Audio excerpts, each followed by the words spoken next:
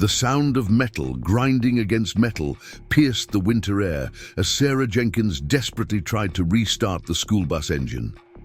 12 children looked up from their seats, faces etched with growing concern. Outside the frosted windows, 15 pairs of eyes watched from the tree line, intelligent, calculating, moving with impossible coordination. A wolf pack had surrounded the stranded school bus on the remote mountain road. As an experienced driver and former park ranger, Sarah knew wolves didn't behave like this. They didn't work together with military precision, didn't form perfect circles around vehicles, didn't communicate through what appeared to be tactical signals. Something was terribly wrong. But what Sarah didn't realize yet was that these wolves weren't the danger she needed to fear. They were trying to warn her about something far worse coming down the mountain. The day had started like any other Tuesday in Blue Pine County. Sarah had completed her morning routes without incident, navigating the winding mountain roads of rural Montana with the practiced ease of someone who had driven them for 17 years. The old yellow Thomas school bus had carried her and her precious cargo, the children of the county's most remote families, through blizzards, spring floods, and everything in between. But today, something felt different.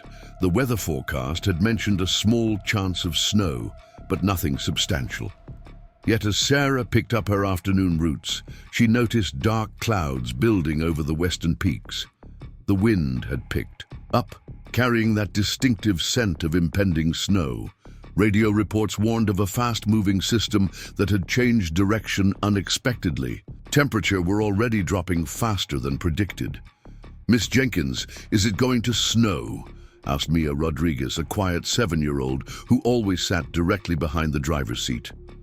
"Looks like it might, sweetheart," Sarah replied, checking her side mirrors as the first snowflakes began to dance in the air. "But we'll have everyone home before it gets bad." That had been the plan anyway. She'd already dropped off more than half her usual passengers when the county dispatcher's voice crackled over the radio. "Attention all bus drivers. Weather Service has issued a winter storm warning. Expedite your routes and report in when complete." Sarah acknowledged the message and pressed on.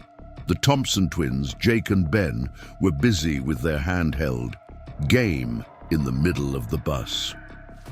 12-year-old Lily Chen was reading, glancing up occasionally at the thickening snowfall. Tommy Miller, an 8-year-old with an encyclopedic knowledge of animals, pressed his face against the window, excitedly pointing out deer taking shelter among the trees.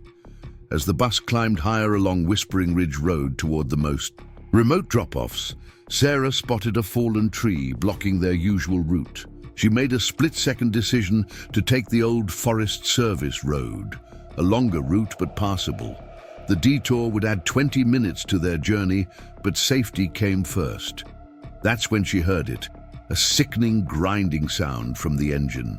As the temperature plummeted, the bus shuddered once, twice, then the dashboard lit up with warning lights before the engine died completely. They were stranded at the highest point of the route, 5 miles from the nearest house, with the storm intensifying by the minute. Sarah turned the key again, pumping the gas pedal, but heard only a weak click. The radio emitted nothing but static when she tried to call for help, the mountains and the storm creating a perfect dead zone for communications. Her satellite phone showed no signal. Checking the gauges, she realized that the plummeting temperatures had affected the fuel line. Ice was forming in the diesel tank. "What's happening, Miss Jenkins?" called Jake Thompson from the back. Sarah forced a calm smile. "Just a little engine trouble. Everyone stay in your seats while I check things out." She pulled her heavy coat tight around herself and stepped out into the biting wind. The temperature had already dropped to the low 20s, and darkness would come early with the storm. Opening the engine compartment confirmed her fears. Ice crystals were forming in the fuel filter. Even if she could clear it, the battery was rapidly losing power in the cold. That's when she felt it, the uncanny sensation of being watched. Looking up slowly, Sarah froze. Just beyond the tree line, partially obscured by falling snow, stood a massive wolf. Its grey-white coat blended with the landscape, but its eyes, intelligent and focused, were fixed directly on her. A jagged scar ran across its muzzle. Evidence of past battles survived.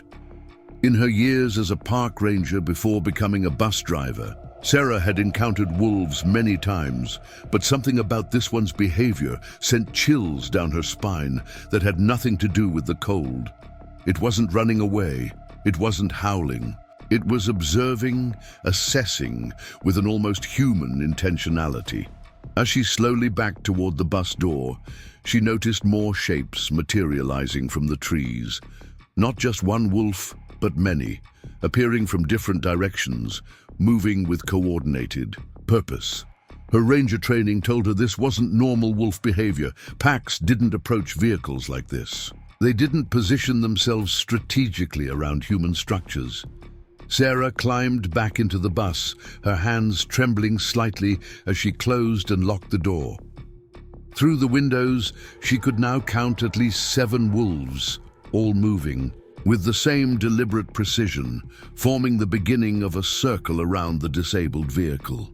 "Miss Jenkins," Tommy whispered, his voice both frightened and thrilled. "There are wolves out there." The other children pressed their faces to the windows, some excited, others terrified. Sarah knew she needed to maintain calm. "Everyone stay in your seats and keep away from the windows," she instructed, trying to keep her voice steady.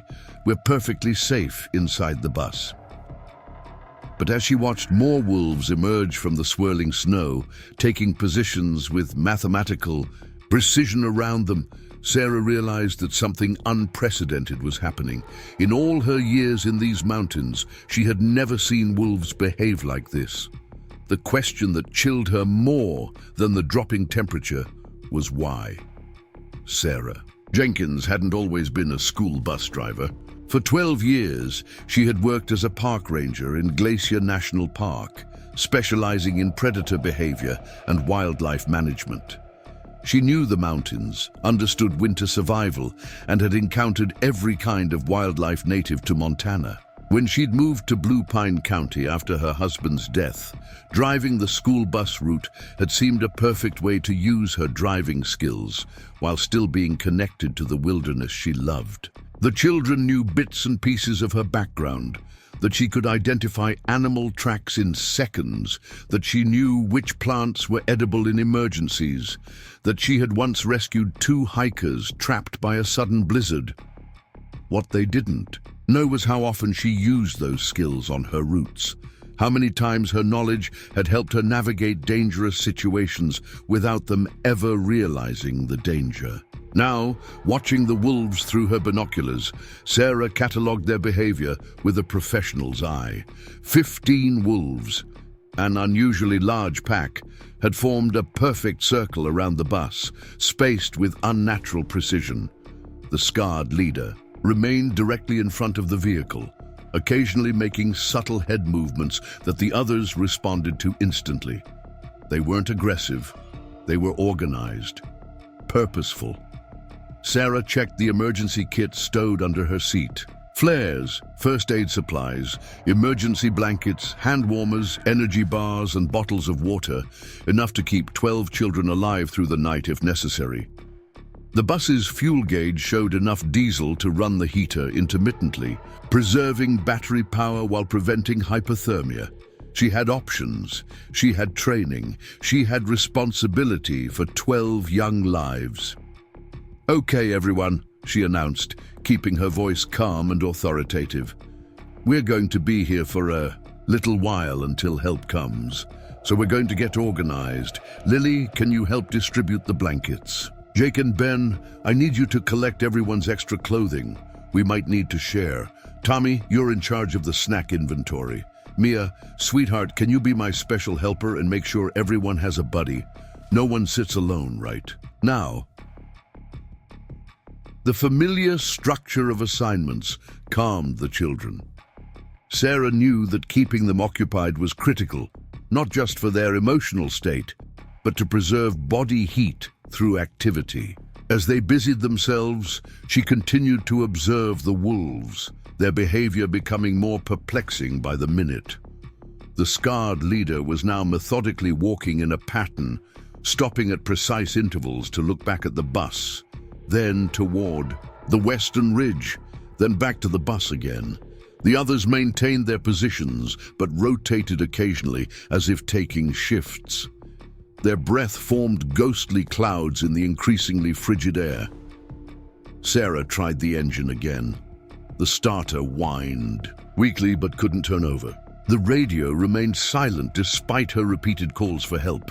No one knew they had taken the alternate route. Principal Martinez wouldn't start calling for them until they were at least an hour overdue. By then, the temperature would be in the single digits and the storm would be at its peak. She watched the thermometer on her keychain drop another degree, 19 and falling. The wind picked up, rocking the bus slightly, sending snow in swirling eddies around the watchful wolves. Something in their behavior nagged at her ranger's instincts. They weren't acting like predators, they were acting like sentinels. Preparing and narrating this story took us a lot of time, so if you are enjoying it, subscribe to our channel. It means a lot to us. Now back to the story. "Miss Jenkins," called Tommy, "the wolves are doing something weird." Sarah moved to his window. 3 wolves on the western side of their circle had turned simultaneously to face the ridge, their posture alert, ears forward. The leader made a sound, not a howl, not a growl, but something more complex, and the entire pack shifted slightly, tightening their formation around the bus. That's when Sarah felt it, a subtle vibration through the floor of the bus. Almost imperceptible, but present, growing stronger. Her eyes widened as 17 years of mountain experience suddenly made the wolves' behavior make terrible sense. "Everyone," she said, her voice now carrying unmistakable urgency, "move to the seats on the east side of the bus. Right now, the storm had intensified faster than any weather report had predicted. Visibility dropped to less than 30 feet as snow swirled in increasingly thick curtains around the bus. The wind howled through the pine trees, drowning out any possibility of distant engines or rescue vehicles. Cell phones showed no service, not unusual for this remote stretch of mountain road. The satellite phone remained useless, its screen displaying the dreaded no signal message, no matter how many times Sarah repositioned it. Principal Martinez wouldn't miss them for at least another 40 minutes, assuming he was carefully tracking all the buses. Even then, he would try the radio first. When that failed, he would call the county dispatcher. Search protocols would be initiated, but the storm would slow everything down. In optimal conditions, emergency services could reach their last known location in 30 minutes. In this blizzard, 2 hours minimum. Sarah kept this analysis to herself as she monitored the children. The Thompson twins had stopped their constant chattering, now huddled together under emergency blankets. Mia had tears freezing on her cheeks despite Lily's arm around her shoulders. Tommy remained fascinated by the wolves, documenting their movements in a small notebook he'd pulled from his backpack. "Miss Jenkins," Lily asked quietly, coming to stand beside her, "those wolves are trying to tell us something, aren't they?" Sarah looked down at the serious 12-year-old, impressed by her perception. "I think they might be," she admitted. "Animals can sense things we can't, like earthquakes," Lily nodded. "We learned about that in science, but we don't get earthquakes here." "No," Sarah agreed, "but we get other things." The vibration beneath the bus had grown more pronounced. Not strong enough to alarm the children yet, but unmistakable to Sarah's experienced senses. The wolves' behavior left little room for doubt. They were communicating a warning, not just to each other, but to the bus and its occupants. Sarah tried the radio one more time, holding down the transmit button. "Blue Pine Transportation. This is Bus 17. Emergency situation on Whispering. Ridge alternate route. Engine failure. 12 students on board. Temperature dropping. Visibility near 0. Static answered her. She switched to emergency channels and repeated the message, adding, "Possible avalanche conditions developing. Request immediate assistance." More static. The radio was useless, a piece of plastic and circuitry that might as well have been a child's toy for all the help it provided. Without communication, without engine power, they were completely cut off from the outside world. Their yellow bus, normally so visible against the mountain landscape, was rapidly disappearing under accumulating snow. Sarah checked her watch. 4:53 p.m. Darkness would arrive early under the storm clouds, accelerating the temperature drop. The bus's battery had enough power for the interior lights and intermittent heater use, but she would need to conserve it carefully. Once the battery died, they would have no heat source except their bodies and the chemical hand warmers in the emergency kit. Outside, the wolves continued their vigil. Their circle had contracted slightly, bringing them about 20 feet from the bus. Their movements remained coordinated, deliberate. The leader made eye contact with Sarah through the windshield, its gaze unnervingly intelligent. And that's when Sarah heard it. A distant sound like thunder, but continuous, growing, louder by the second.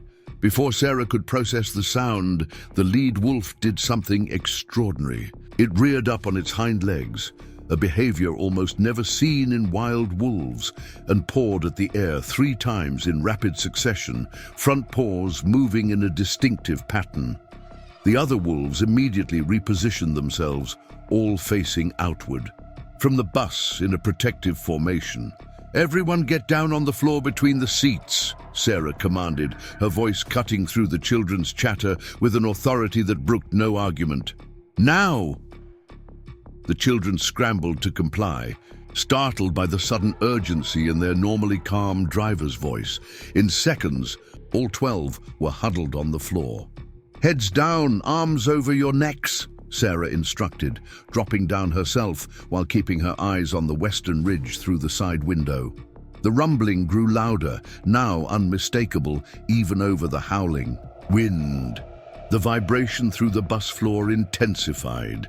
Outside, the wolves maintained their positions despite the growing danger, their bodies rigid with tension but unwavering.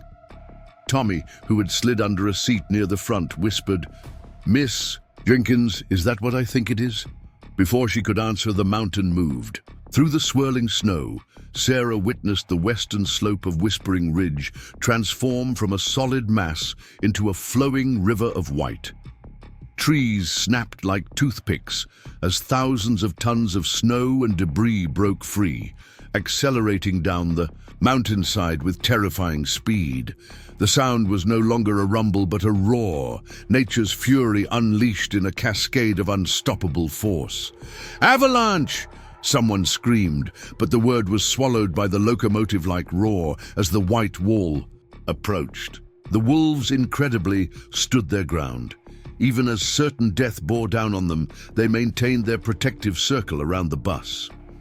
The leader lowered its head, bracing against the coming impact. Sarah closed her eyes, pulling Mia closer to her chest, waiting for the crushing weight to hit the bus. The roar became deafening, all-encompassing, pressing against her eardrums with physical force. The bus shuddered violently, rocking on its suspension. Metal groaned in protest as snow pressed against its sides. Then, as suddenly as it had begun, the main force passed. Sarah opened her eyes, disoriented by the fact that they were still alive, that the bus hadn't been swept away or crushed. Looking out the windows, now covered halfway up with packed snow, she understood what had happened. The bus had been parked on a slight rise, just enough of a natural barrier to split the main flow of the avalanche around them. The wolves' positioning matched the flow pattern perfectly. They had anticipated exactly how the snow would move across the terrain and placed themselves accordingly. Those directly in the path of the flow had leaped atop the accumulating snow, riding it like surfers until they could regain stable footing. Not one wolf had fled. Not one had abandoned its position. As the rumbling faded into the distance, the wolves resumed their formation, now standing atop the new snow layer that reached the bus windows. Their breath fogged in the frigid air as they shook ice from their thick coats. Is it over?" asked Ben Thompson, his voice small and frightened. "The main slide is past us," Sarah confirmed, helping the children up from the floor. "But we're not out of danger yet." Indeed, they were now in a potentially more precarious situation. The bus was partially buried in avalanche debris. The temperature was plummeting as night approached. The battery would die faster as the heater worked against the cold mass surrounding them. And they were now even more isolated, with snow blocking roads in all directions. But the wolves remained, and their behavior was changing again. The leader had moved to the east side of the bus, the side facing away from the avalanche path. It was pacing in a line back and forth, stopping occasionally to look directly at Sarah through the window, then continuing its pattern. 3 other wolves had joined it, mimicking the same movement pattern. "They want us to go that way," Tommy said with absolute certainty. "They're showing us a path." Sarah might have dismissed such an interpretation from anyone else, but her ranger experience told her the boy was right. The wolves were indicating a direction, the only direction not blocked by avalanche debris. "But we can't move the bus," Lily pointed out. "No," Sarah agreed, reaching for her coat. "But we could walk." The suggestion hung in the air, surrounded by its obvious dangers. Leaving the shelter of the bus meant exposing the children to sub-zero wind chill. It meant trusting that wolves, predators by nature, were actually trying to help them. It meant making a life-or-death decision based on animal behavior that defied everything science understood about wolves. Sarah weighed their options. Stay with the bus. Hope the battery lasted until search teams found them, assuming anyone could reach them through avalanche-blocked roads. Or trust these extraordinary wolves who had just demonstrated an impossible understanding of avalanche dynamics and follow them through the storm. The leader wolf locked eyes with her again, and in that moment, Sarah felt something pass between them, an understanding that transcended species, a recognition of shared purpose. "Everyone put on every layer of clothing you have," she announced. "Decision made. We're going to follow the wolves." As the children bundled up in multiple layers, Sarah quickly organized their resources. Each child would carry a small emergency pack containing water, energy bars, and chemical hand warmers. The older children would each partner with a younger one, maintaining physical contact at all times. Sarah would lead, with Lily bringing up the rear to ensure no one fell behind. "We're going to form a chain," Sarah explained, uncoiling a length of nylon rope from the emergency kit. "Everyone holds onto the rope with one hand. No one lets go for any reason. We stay together." Outside, the wolf pack had reconfigured itself. The leader and 4 others now stood in a line, extending east from the bus door, creating a living pathway through the snow. The remaining wolves had positioned themselves in pairs on either side of this corridor, forming a protective gauntlet. "This is impossible," Sarah whispered to herself, watching their precise movements. "Wolves don't behave like this." Yet the evidence was undeniable. These wolves were working with a level of cooperation and apparent forethought that defied all scientific understanding of canid behavior. They had predicted the avalanche. They had positioned themselves to protect the bus. Now they were creating an escape route. "Are we really going to follow the wolves, Miss Jenkins?" asked Jake, eyes wide with a mixture of fear and excitement. "We are," Sarah confirmed, helping Mia zip her coat up to her chin. "The bus battery won't last through the night, and we don't know when help will come. The wolves seem to be showing us a way out." "But wolves are predators," Lily said reasonably. "Everything we've learned about them says they shouldn't help humans." Sarah nodded. "That's true, but everything I'm seeing tells me these wolves are trying to help us. Sometimes nature surprises us." She checked each child's preparations, adjusting mittens and tucking scarves tighter. Besides, we're not going far. If it doesn't seem right, we'll come back to the bus. This was a white lie. Sarah knew that once they left the bus in these conditions, returning would be difficult. The decision to leave was effectively irreversible, but she also knew that staying meant certain hypothermia once the battery died. "Everybody ready?" she asked, securing the last child's hood. 12 solemn faces nodded back at her. Despite their fear, the children trusted her. Sarah felt the weight of that trust as she shouldered her own pack and gripped the emergency flashlight. "Stay close. Follow my footsteps exactly. If I stop, you stop." She opened the bus door, and a blast of Arctic air rushed in, stealing their breath. The storm had intensified, reducing visibility to less than 15 feet. Snow swirled in hypnotic patterns, disorienting in its constant movement. Without guides, they would become lost within minutes in the whiteout conditions. The leader wolf stood waiting, its scarred face focused entirely on Sarah. When she stepped down from the bus, it made a soft chuffing sound, not threatening, almost greeting.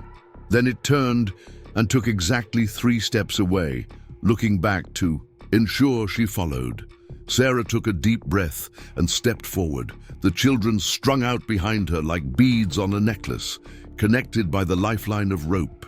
The wolves flanking their path remained perfectly still as the children passed, only moving once the entire group had cleared their position. Then they fell in behind, guarding the rear. What happened next would challenge Sarah's understanding of the natural world forever. As they moved away from the bus, more shapes appeared through the swirling snow. Not wolves, but deer. A small herd of mule deer moved parallel to their path, displaying none of the fear they should have shown with wolves so near. Then came a family of foxes darting between the larger animals' legs. A snowshoe hare bounded past, followed by a pine marten, natural enemies moving together in apparent harmony. "Miss Jenkins," whispered Tommy in awe. "They're all running from the avalanche together. The wolves are leading everyone to safety." The realization hit Sarah with stunning force. These wolves weren't just guiding humans, they were orchestrating a mass evacuation of the forest creatures. They had temporarily suspended the predator-prey relationship in favor of mutual survival. It was unprecedented, impossible, yet happening before her eyes. The leader wolf maintained a deliberate pace, fast, enough to make progress, slow enough for the children to follow safely. When deep snow drifts blocked their path, the wolves would move ahead, packing down the snow with their bodies to create a more manageable trail. When fallen branches created obstacles, they would guide the group around them. Their intelligence was undeniable. These weren't animals acting on instinct. They were problem-solving, communicating, cooperating across species barriers. Sarah found herself struggling to reconcile what she was witnessing with everything she had learned about wildlife behavior. The wind cut through their layers despite their preparation, and Sarah knew they couldn't last long in the open. The children's faces were already reddening from cold, their movements becoming stiffer. They needed shelter soon. As if reading her thoughts, the leader wolf quickened its pace slightly, its tail held high as a visual marker through the blowing snow. The other wolves adjusted their formation, tightening their protective cordon around the human chain. Through the curtain of white, Sarah began to make out a dark shape ahead. At first, she thought it might be a rock formation or a stand of trees. But as they drew closer, the shape resolved into straight lines and right angles, a human structure. "There's a building!" shouted Jake from the middle of the line, having spotted it through a momentary clearing in the snow. Sarah strained her eyes, hardly daring to believe it. There, nestled against the tree line, stood a small cabin, a Forest Service emergency shelter positioned along the old logging road for precisely these situations. In 17 years of driving these roads, she had never noticed it before. But the wolves had known exactly where it was. The wolves' escort precision became even more apparent as they approached the shelter. They maintained perfect spacing, creating a living corridor that shielded the children from the worst of the wind. When one wolf needed to navigate a difficult section, another would seamlessly take its place, never leaving a gap in their protective formation. The leader reached the cabin first, circling it once before stopping at the door. It looked directly at Sarah, then pawed at the entrance, 3 distinct scratches against the wood. The message was unmistakable. Here, safety. The cabin was a basic Forest Service emergency shelter, a single room with minimal amenities. But it had 4 walls, a roof, and most importantly, a wood stove.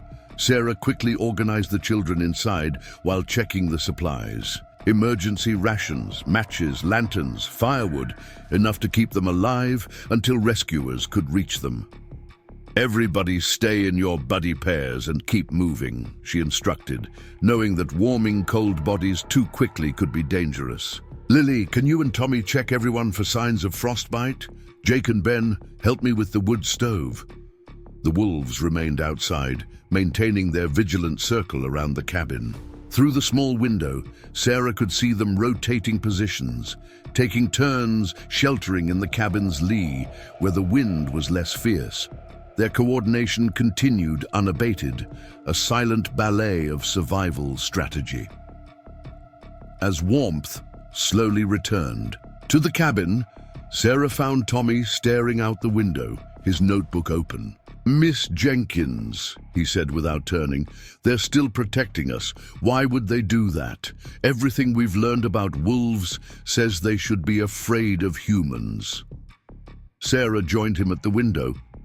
The leader wolf sat directly facing the cabin, snow accumulating on its thick fur, unwavering in its vigilance. "I don't know, Tommy," she admitted. "This goes against everything I learned as a ranger. Wolves are intelligent, but this kind of behavior, protecting humans, coordinating with other species, understanding avalanche dynamics, it's beyond anything science has documented. Maybe we don't know as much about them as we think we do," the boy suggested. Sarah nodded slowly. "Maybe we don't."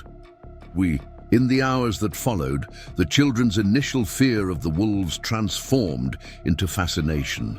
They took turns watching through the window, documenting the wolves' behavior in Tommy's notebook. The wolves, for their part, maintained their guard, occasionally moving closer to the cabin when particularly strong gusts threatened to overwhelm their position. The leader would periodically approach the window, making eye contact with whoever was watching before returning to its post. There was an intelligence in those eyes that Sarah could no longer deny, a consciousness that seemed to transcend animal instinct. As night deepened and the storm began to ease, Sarah heard a new sound cutting through the diminishing wind, the distant thrum of helicopter rotors. The wolves heard it too. The entire pack looked up simultaneously, then exchanged what could only be described as glances with each other. The leader stood, shaking snow from its coat, and let out a howl, not the mournful cry typically associated with wolves, but a sharp, precise vocalization. The others responded in kind, creating a chorus that seemed to guide the approaching aircraft. "They're calling the helicopter to us," Tommy whispered in awe. Whether true or not, the helicopter did indeed change course, its searchlight sweeping the forest until it illuminated the small cabin and the ring of wolves surrounding. The pilot must have been shocked by the sight. 15 wolves, forming a perfect circle around a Forest Service cabin, seemingly undisturbed by the aircraft's approach. As the helicopter touched down in a nearby clearing, the wolves began to move away, not fleeing in fear, but retreating in orderly formation. The leader was the last to leave, turning one final time to look directly at the cabin window, where Sarah and the children watched. In that moment, Sarah felt something pass between them, an acknowledgement, perhaps even a farewell. Then the magnificent creature turned and vanished into the forest, followed by its extraordinary pack. The rescue team was astonished to find 12 children and their bus driver safe and warm inside the remote cabin. A cabin that wasn't on their search grid, more than 2 miles from the stranded bus, partially buried in avalanche debris. How? Did you find this place in a whiteout? The rescue leader asked, his expression incredulous as Sarah explained their journey. We had guides, she said simply. Tommy held up his phone, displaying the video he'd managed to capture despite the storm. Wolves moving in perfect formation, creating pathways through snow, guiding humans to safety. The wolves showed us the way. They knew the avalanche was coming before we did. The rescuer stared at the footage, professional skepticism warring with the evidence before his eyes. That's not possible. Wolves don't behave like that. They did, Lily confirmed. They protected us. As they were airlifted to safety, Sarah watched the forest below, wondering if their guardians were still watching. The children's account would soon be dismissed by most adults as exaggeration or imagination. A story concocted by frightened kids to make sense of a terrifying experience. But Sarah knew what she had witnessed. Science might not be ready to accept it, but for a few hours on a Montana mountainside, the barriers between species had dissolved. Predator and prey, human and wolf, had moved as one community, guided by an intelligence that defied conventional understanding. Tommy's video would eventually make its way to wildlife researchers, sparking heated debates in scientific circles about animal cognition and interspecies cooperation. Most experts would attribute the wolves' behavior to coincidence or misinterpretation of natural patterns. A few would wonder if they were witnessing something revolutionary, a level of animal intelligence and altruism previously undocumented. Sarah Jenkins returned to her bus route the following month, now famous locally as the Wolf Whisperer. The children never tired of telling their classmates about the night they were saved by wolves. Principal Martinez arranged for Tommy to present his observations to the school's science fair, where his project on extraordinary wolf behavior won first place. And sometimes, on winter days when snow dusts the peaks above Blue Pine County, Sarah spots a large wolf with a scarred muzzle watching her bus from the ridgeline. It never approaches, never howls, just observes as she drives past with her precious cargo. A silent guardian of the mountains, possessing wisdom and intelligence that humans are only beginning to understand. If you're fascinated by extraordinary animal intelligence and behavior that challenges our understanding of the natural world, subscribe now to receive weekly stories of remarkable wildlife encounters, scientific discoveries, and moments that redefine the boundaries between humans and animals. Each week, we'll bring you meticulously researched accounts that will leave you wondering just how much we still have to learn about the creatures with whom we share this planet. The helicopter evacuation team couldn't stop talking about what they'd witnessed as they approached the Forest Service cabin. Their searchlights had illuminated a perfect circle of wolves surrounding the structure, not in a threatening posture, but in what could only be described as a protective formation. The team leader, Richard Blackwood, had been flying rescue missions in Montana's backcountry for 15 years and had never seen anything like it. The wolves should have scattered at the sound of the rotors, he explained to his colleague as they helped the children into the helicopter. Predators don't stick around when aircraft approach, but these wolves held their positions until the last possible moment. Sarah overheard the conversation as she helped Mia Rodriguez with her safety harness.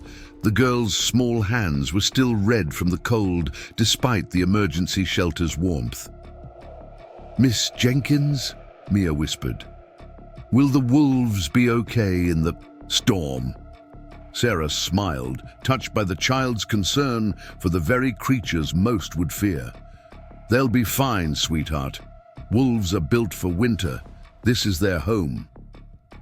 As the helicopter lifted off, Tommy Miller pressed his face against the window, recording with his phone until the wolves disappeared from view.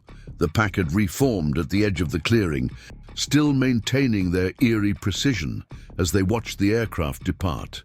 The lead wolf, the one with the distinctive scar across its muzzle, stood slightly forward of the others, its amber eyes reflecting the helicopter's lights one last time before the aircraft banked toward Riverstone. The children talked excitedly over the headsets provided by the rescue team, each recounting their own perspective of the extraordinary events. The Thompson twins described how the wolves had created paths through deep snow by walking single file. Lily Chen noted how they had taken turns, standing against the wind, rotating positions to conserve energy. Tommy couldn't stop re-watching the video he'd captured, pointing out behaviors that defied everything he'd learned about predators. Richard Blackwood listened to their accounts with professional skepticism. He'd rescued lost hikers who claimed to have seen mountain lions guiding them to water, stranded climbers who swore ravens had led them to shelter. The human mind, under stress, often assigned intent and purpose to random animal behaviors. Children's imaginations were particularly susceptible to such interpretations. "You kids had quite an adventure," he said kindly over the intercom. "But try not to romanticize what happened too much. Wild animals act on instinct, not reason. Those wolves were probably just curious about the cabin, maybe drawn by your scent or the warmth." Sarah caught his eye across the cabin and saw the and doubt there. She understood his perspective. She had once shared it. Her ranger training had emphasized the danger of anthropomorphizing wildlife, of assigning human motivations to animal behavior. But what she had witnessed on Whispering Ridge transcended explanation by any conventional wildlife management principles. The 15 wolves had predicted an avalanche before any human instruments detected it. They had positioned themselves to protect the bus from the brunt of the slide. They had guided 12 children and an adult through a blizzard to a shelter no one knew existed. They had coordinated with each other and even with other species. These weren't the actions of animals operating on instinct alone. The helicopter landed at Riverstone Regional Hospital 40 minutes later.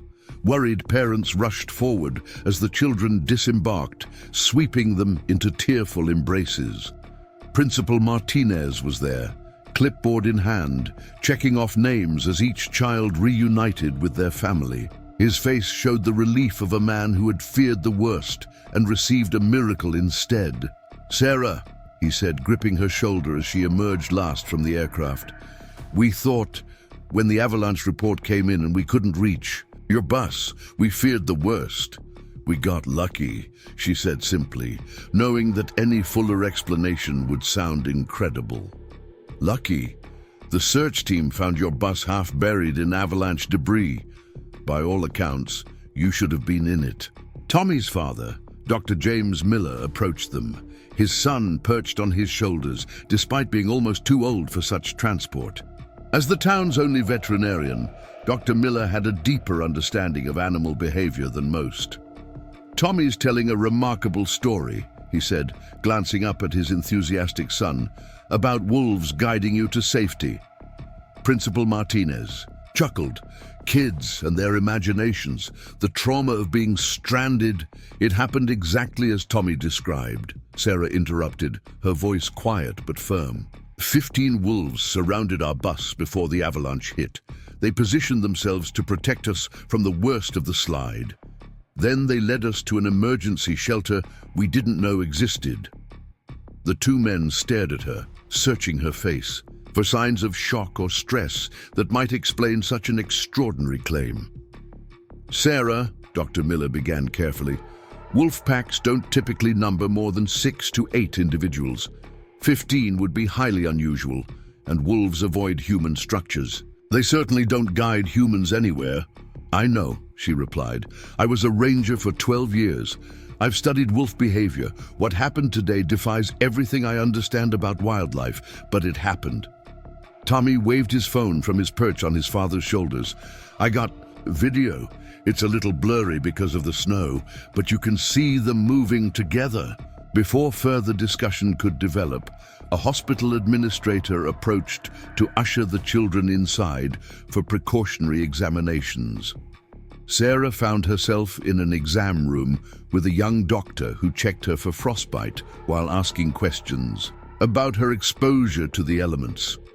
"Your core temperature is good," the doctor noted, removing the thermometer. "No signs of hypothermia. You got those kids to shelter quickly. How far did you have to walk from the bus?" "About 2 miles through. The blizzard." The doctor looked up sharply. 2 miles, in whiteout conditions with 12 young children. "How did you navigate?" Sarah met his gaze steadily. "We had guides." The doctor made a non-committal sound and returned to his examination. Sarah didn't elaborate. She was beginning to understand that her experience fell into the category of things too extraordinary for casual acceptance. Like many momentous events, it would either be dismissed, rationalized, or relegated to the realm of exaggeration. By the time all the children had been examined and released to their parents, the story had begun to circulate through Riverstone. Local reporters gathered in the hospital waiting room, eager to interview the bus driver who had saved 12 children from certain death.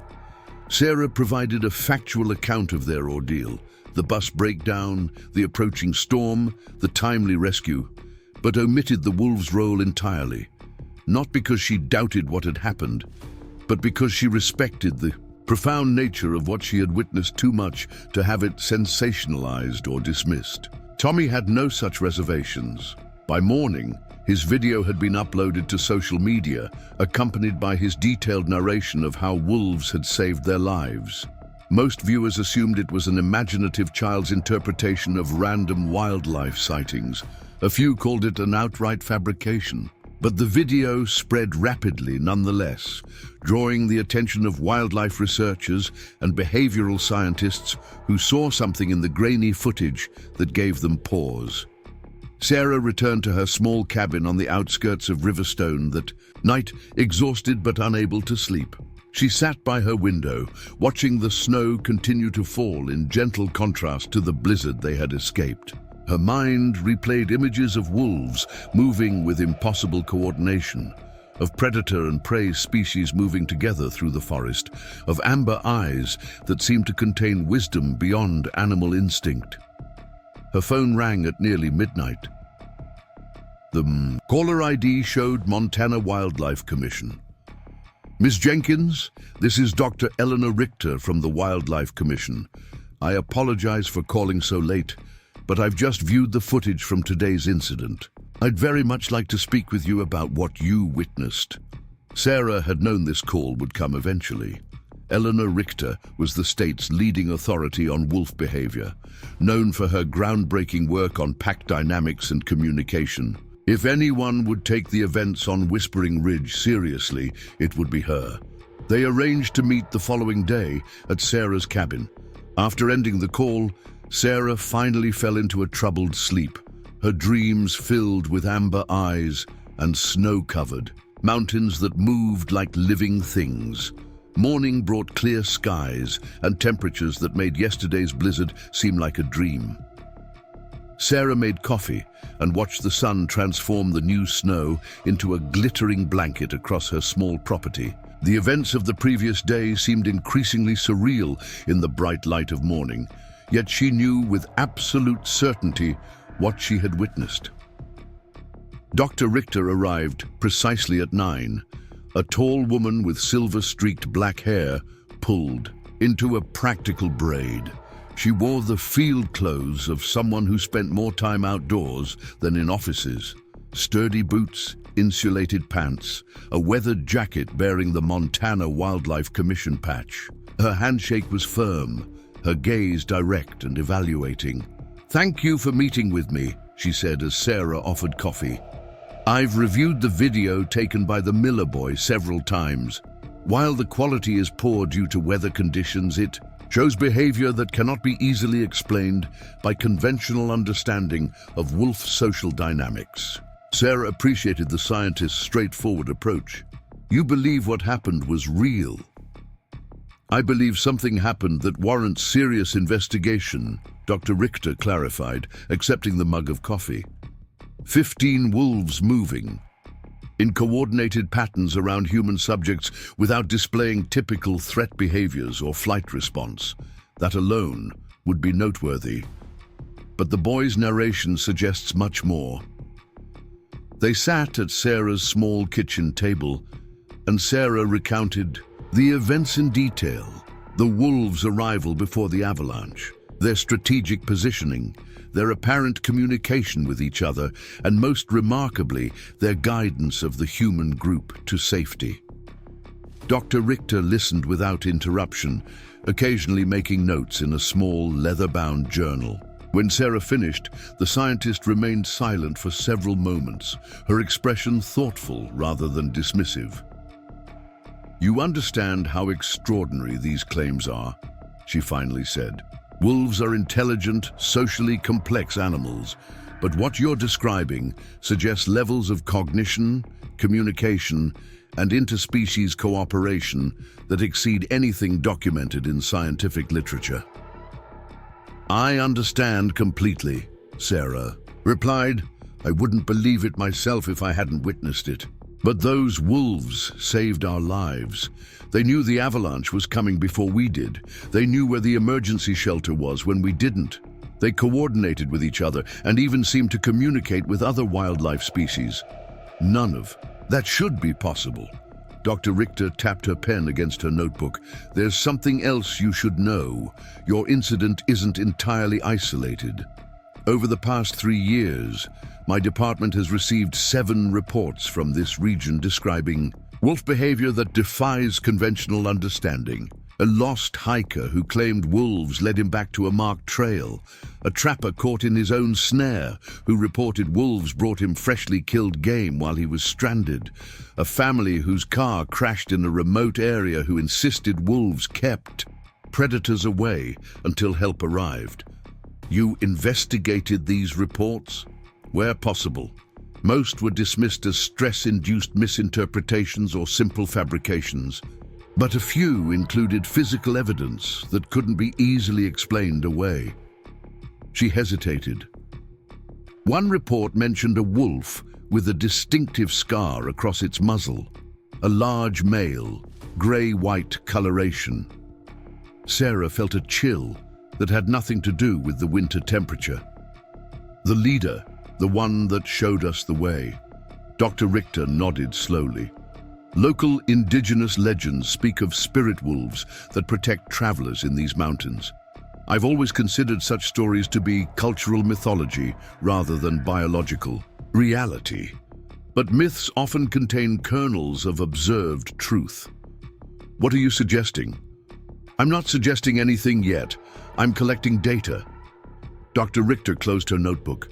"Would you be willing to take me to the location where you first encountered the wolves, and to the emergency shelter they led you to?"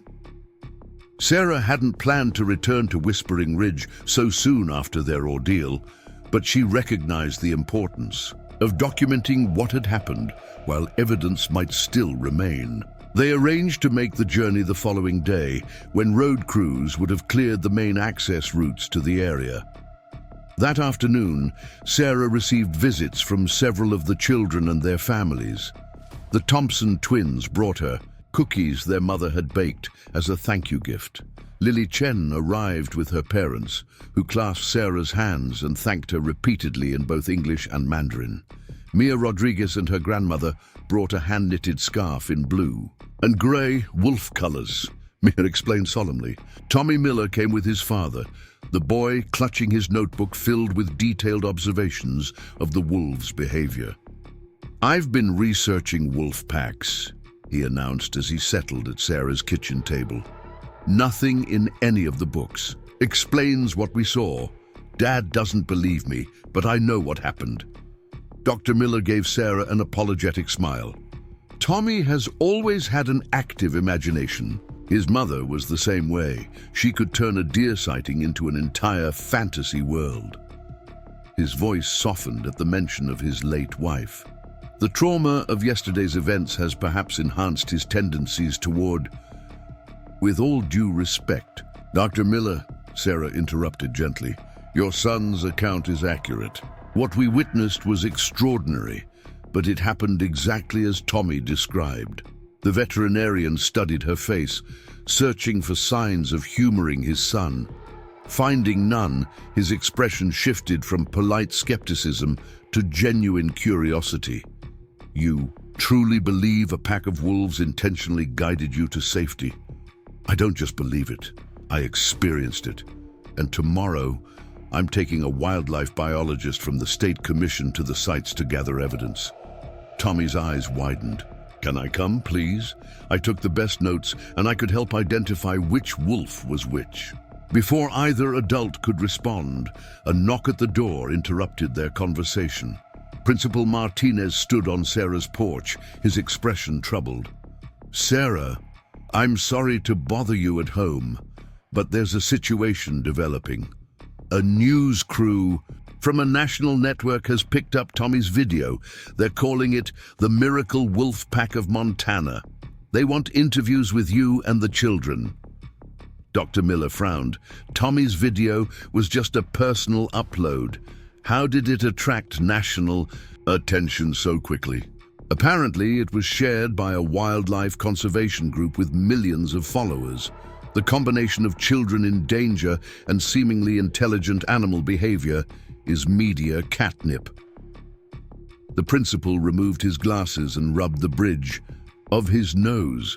The superintendent called an emergency meeting. The school board is concerned about how this will reflect on Blue Pine County. They're asking that we present a unified, rational explanation. You mean they want us to deny what happened? Sarah said flatly. They want us to acknowledge that perceptions during traumatic events can be unreliable.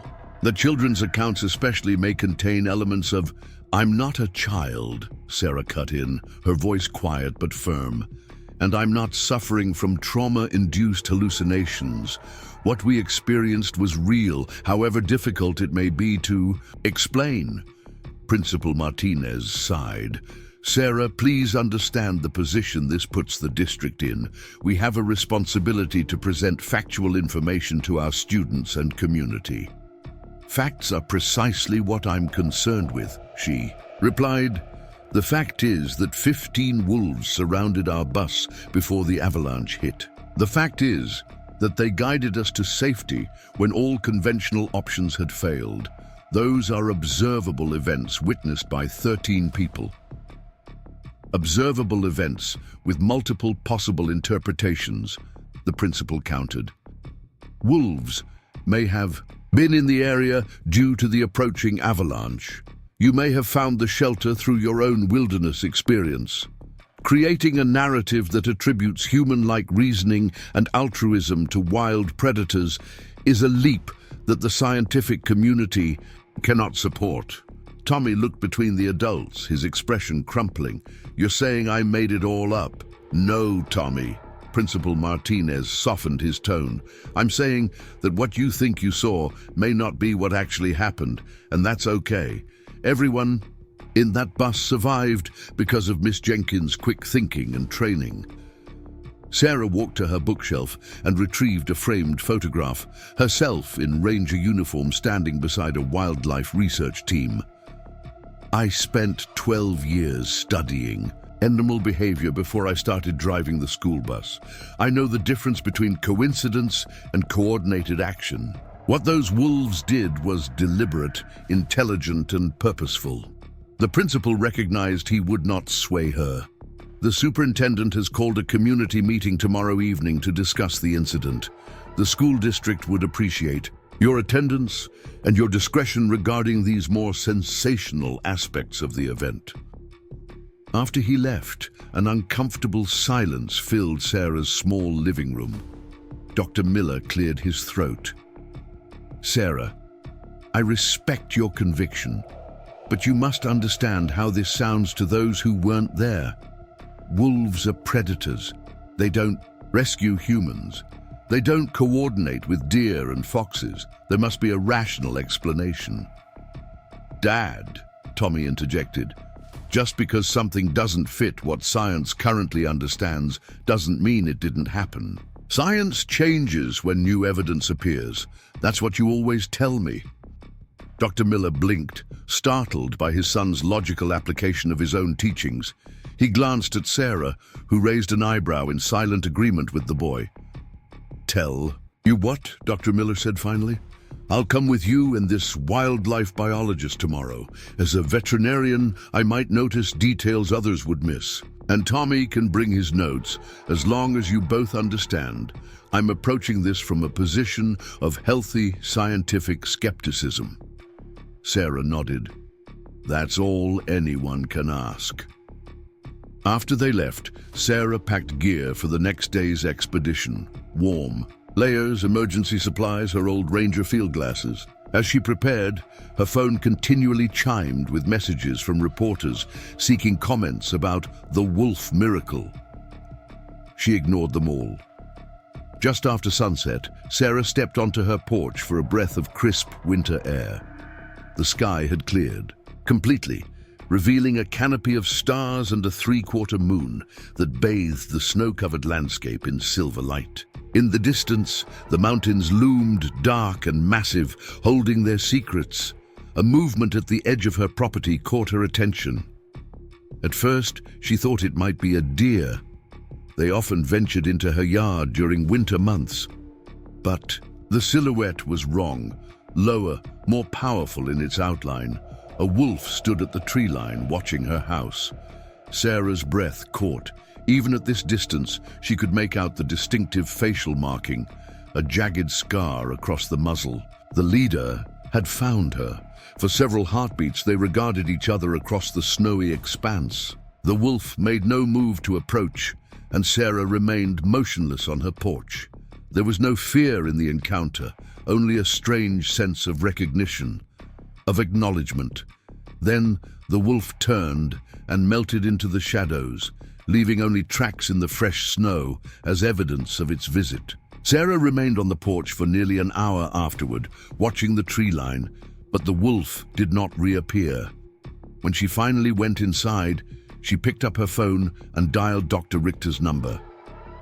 "They know where I live," she said, without preamble when the biologist answered. "The scarred wolf was just at the edge of my property, watching my house." There was a pause before Dr. Richter responded. "You're certain it was the same individual?"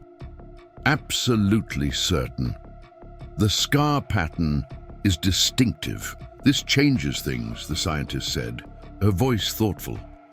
"Wolves generally avoid human dwellings unless conditioned by food sources.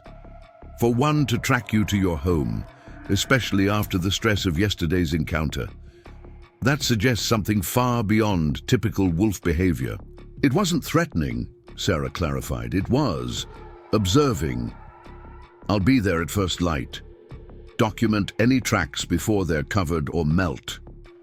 Sarah slept fitfully that night, her dreams filled with amber eyes and snow-covered mountains that moved like living things. She woke before dawn, pulled on her warmest clothes, and went outside with a camera and measuring tape. The wolf's tracks remained clearly visible in the undisturbed snow, large prints indicating a mature male, the gait pattern showing it had stood stationary for several minutes before departing at a normal walking pace. She photographed the tracks from multiple angles, placing a ruler in frame for scale. Then she followed them to the tree line and beyond, into the small stand of pines that bordered her property. The tracks continued straight into the forest, before veering north toward Whispering Ridge. Dr. Richter arrived as the first rays of sun crested the eastern mountains. She examined the tracks with professional intensity, measuring, photographing, and collecting plaster casts of the clearest prints. She even gathered small samples of disturbed snow where the wolf had stood longest, storing them in sterile containers. "If there's hair or saliva, we might extract DNA," she explained. "Compare it to known wolf populations in the region. This could help us determine if we're dealing with a documented pack or something new." Dr. Miller and Tommy arrived shortly after, the boy practically vibrating with excitement when he saw the plaster casts drying on Sarah's porch. "It came here? The leader wolf actually came to your house?" Sarah nodded. "Last night. It stood at the edge of the trees watching." "This is just like the stories from indigenous traditions," Tommy exclaimed. "Spirit wolves that protect people and then check on them afterward." Dr. Miller gave his son an indulgent smile before turning to Dr. Richter with a more measured expression. "You believe these tracks warrant scientific investigation?" "Without question," the biologist replied. "The size alone is noteworthy, larger than typical for Canis lupus in this region. And the behavior pattern Sarah describes suggests cognitive processes beyond what we typically attribute to wolves." They loaded into 2 vehicles, Dr. Richter's commission SUV and Sarah's personal truck. Tommy rode with Sarah, clutching his notebook and camera with the seriousness of a junior researcher. Dr. Miller followed in Dr. Richter's vehicle, the 2 professionals already deep in discussion about canid cognition and the biological basis for altruism in non-human species. The journey to Whispering Ridge took longer than usual. Road crews had cleared the main highway, but the Forest Service road remained partially blocked by avalanche debris. They parked where the plows had stopped and continued on foot, following Sarah's guidance toward the site where the bus had first broken down. The landscape had been transformed by the avalanche. Where dense forest had stood 3 days earlier, a wide swathe of destruction now cut through the mountainside. Massive trees lay splintered like matchsticks. Boulders that had been dislodged from the upper slopes rested incongruously among the debris. The path of devastation extended more than half a mile down the mountain before gradually diminishing. The bus would have been directly in the path if it had remained in its original position, Dr. Richter observed, consulting the GPS coordinates Sarah had provided. They found the bus itself several hours later, still partially buried in snow, its yellow paint a stark contrast to the white landscape. County workers had attached cables to prepare for its extraction, but the vehicle remained where the avalanche had left it. "The wolves formed their circle here," Sarah indicated, pointing to various positions around the cleared area. The leader stood there directly in front of the bus. The others maintained equal spacing, forming a complete perimeter. Dr. Richter walked the circumference Sarah described, occasionally stopping to examine the ground despite the fact that fresh snow had obscured any tracks from 3 days earlier. At one point, she knelt and extracted something from the snow, a tuft of gray-white fur caught on a broken branch. "DNA sample," she explained, carefully placing it in a collection vial. "We can match this to known individuals in the regional, a database." Tommy examined the bus with the thoroughness of a crime scene investigator, photographing from multiple angles and making detailed notes. Dr. Miller walked with him, no longer dismissive of his son's efforts, but offering occasional suggestions on documentation methods. "The avalanche flow split around this rise," Dr. Miller noted, examining the terrain. "The bus's position here on slightly elevated ground is what saved it from being carried away. Did the wolves guide you to this specific spot, or was it coincidence?" "Not coincidence," Sarah said firmly. "When the engine died, we rolled to a stop about 50 yards back." She pointed to a location now buried under snow. "The leader wolf appeared first, directly in front of us. It made specific movements, head gestures, body positioning that the others responded to. They encircled the bus and began nudging it forward until we reached this exact spot." Dr. Miller raised an eyebrow. "They pushed the bus? That's physically impossible. A wolf's strength is considerable, but a school bus weighs several tons." "They didn't exactly push it," Sarah clarified. "They positioned themselves against the wheels and created just enough movement to let gravity pull us forward on the slight decline." The leader seemed to understand the physics of the situation. It directed the others to the points of maximum leverage. Dr. Richter looked up from her examination of the site. That would require not only cooperative behavior, but abstract reasoning, understanding that the bus needed to be in a specific location for protection from the avalanche. That's several cognitive leaps beyond what we attribute to even the most intelligent canids. Yet it happened, Sarah said simply. They spent another hour at the bus site before continuing to their next objective, the Forest Service cabin where the wolves had led them. Sarah retraced their journey as best she could, though the fresh snow made it impossible to follow the exact path. The cabin itself appeared much as they had left it, a simple wooden structure with a metal roof, now with helicopter skid marks visible in the nearby clearing. "I've worked with the Forest Service for 20 years, Dr. Richter said as they approached. "I had no idea this shelter existed in this location. It's not on any of the current maps." "Might be an older emergency shelter that fell off the maintenance records," Dr. Miller suggested. "The Forest Service built dozens of these in the 50s and 60s, but many were abandoned as helicopter rescue became more common." Inside, the cabin showed signs of their recent occupation. Ashes in the wood stove, emergency blankets folded on the simple bunks, wrappers from energy bars in the small trash bin. Tommy immediately went to the window where he had observed the wolves during their ordeal. "They maintained a perfect circle around the cabin," he explained to Dr. Richter, "just like they did with the bus, and they rotated positions so no wolf had to stand against the wind too long. They worked together like they were soldiers or something." Dr. Richter nodded encouragingly. "What else did you notice about their behavior?" "They communicated without making noise, mostly. The leader would move its head or body in specific ways, and the others would respond immediately. And when they did vocalize, it wasn't regular howling. It was different, shorter sounds, almost like a code." The biologist made notes while Tommy continued his detailed account. Dr. Miller, meanwhile, examined the cabin's logbook, a simple notebook where visitors were encouraged to record their presence. "Sarah, look at this," he called, pointing to an entry dated nearly 8 years earlier. The faded handwriting recorded, "Stranded by unexpected blizzard. Found cabin after following wolves through the storm. M.H. and J.H." Sarah stared at the entry. "Others have been led here by wolves." "So it appears," Dr. Miller murmured, his skepticism visibly wavering. "Though without further details, it's impossible to know if the circumstances were similar."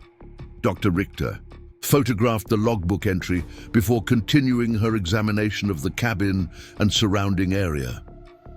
Outside, she discovered more wolf fur samples caught on the rough wood of the porch railings.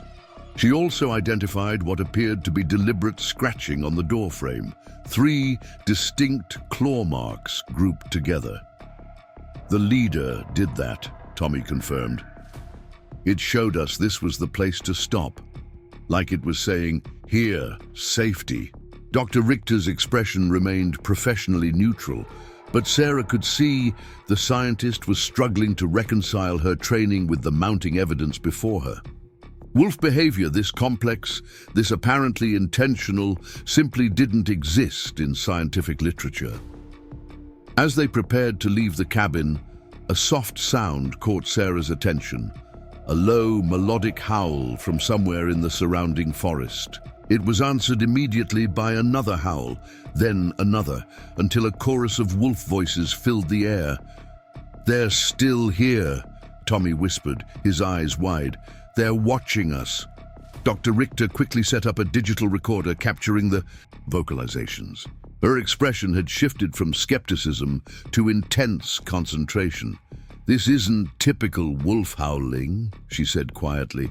"The cadence is different, more structured, almost like they're talking to each other," Sarah finished.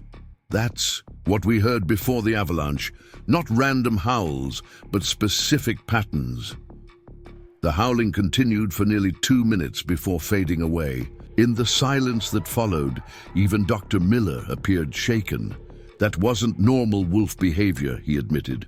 The synchronized timing, the tonal variations that showed coordination beyond instinctive vocalizations. As they hiked back to their vehicles, the winter sun began its early descent behind the mountains. The forest around them grew quieter, the only sounds their footsteps crunching in the snow and the occasional distant call of a raven. Sarah felt a growing certainty that they were being observed, though no wolves showed themselves. Near the vehicles, Dr. Richter paused to collect one final sample, a clear wolf track preserved in a patch of mud where the sun had melted the snow cover. The print was massive, easily 20% larger than typical for the region. The leader, Sarah confirmed. You can see the distinctive toe pattern where the scar tissue affects its gait. We'll run detailed analyses back at the lab, Dr. Richter said, carefully creating a plaster cast. But preliminary observation suggests this individual is outside the normal size range for Canis lupus occidentalis, and the pack size, 15 members, is well beyond the usual social group for wolves in this ecosystem. They loaded their equipment and samples into the vehicles as twilight deepened around them. The return journey to Riverstone would take at least 2 hours, putting them back well after dark. As they prepared to depart, Dr. Richter pulled Sarah aside. What we've documented today doesn't definitively prove intentional rescue behavior, she said quietly. But it does establish several anomalies that warrant further investigation. The pack size, the individual dimensions, the vocalization patterns, all fall outside normal parameters for wolf behavior in this region. And the fact that they led us to safety, that they knew about the avalanche before it happened, that they showed us where the cabin was when we had no idea it existed. The biologist hesitated. Those elements remain anecdotal without further evidence. But I believe your account, Ms. Jenkins. What I can't yet determine is the explanation. This could represent an evolutionary leap in wolf cognition, an unusually habituated pack with previous human contact, or something else entirely. You mean something like the indigenous legends, spirit wolves. Dr. Richter's scientific training battled visibly with what they had witnessed.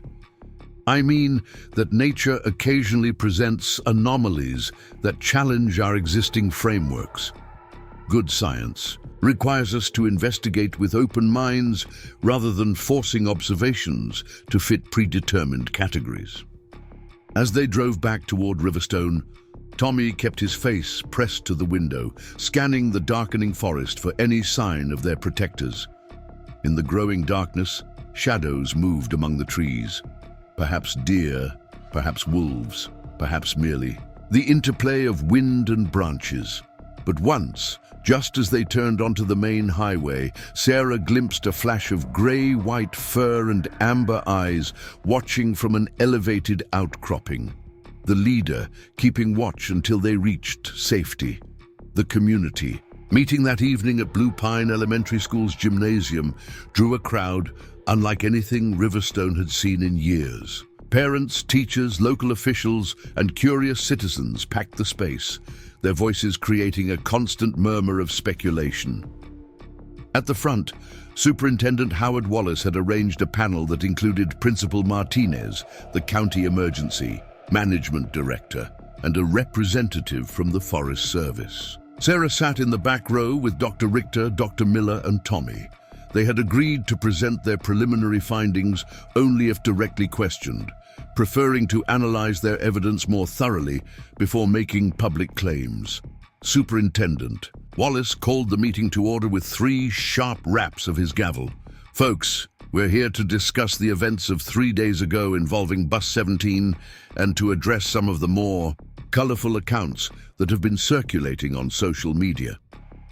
He proceeded to present what he called the official timeline. A bus mechanical failure in remote terrain, an approaching storm, an avalanche that miraculously spared the vehicle. and the driver's decision to lead the children to nearby shelter where they awaited rescue. The account was factually accurate, but notably omitted any mention of wolves. Thanks to Sarah Jenkins' wilderness experience and quick thinking, all children returned safely to their families, the superintendent concluded. We commend her professionalism under extreme circumstances. Principal Martinez then rose to speak. We want to acknowledge that during traumatic events, both children and adults may interpret their experiences through narratives that help them process fear and uncertainty. Some of our students have described wolves guiding them to safety, a powerful metaphor for finding one's way through danger. A murmur ran through the crowd. Tommy shifted indignantly in his seat, but Dr. Miller placed a restraining hand on his shoulder.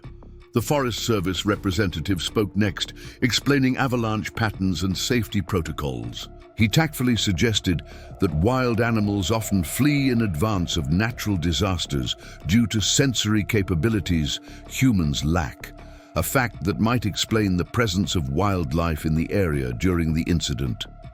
When the panel opened the floor to questions, Tommy's hand shot up immediately. Before his father could stop him, Superintendent Wallace recognized the boy. My question is for Principal Martinez, Tommy said, his young voice clear in the crowded gymnasium. If you think we made up the wolves because we were scared, how do you explain this? He held up his phone, displaying a still image from his video, grainy but unmistakable, showing at least 7 wolves positioned in a perfect semicircle around what was clearly the Forest Service cabin. A hush fell over the crowd. Principal Martinez looked to Superintendent Wallace, who cleared his throat uncomfortably. Tommy, no one is suggesting you or the other children fabricated anything. We're simply noting that stressful situations can affect how we interpret.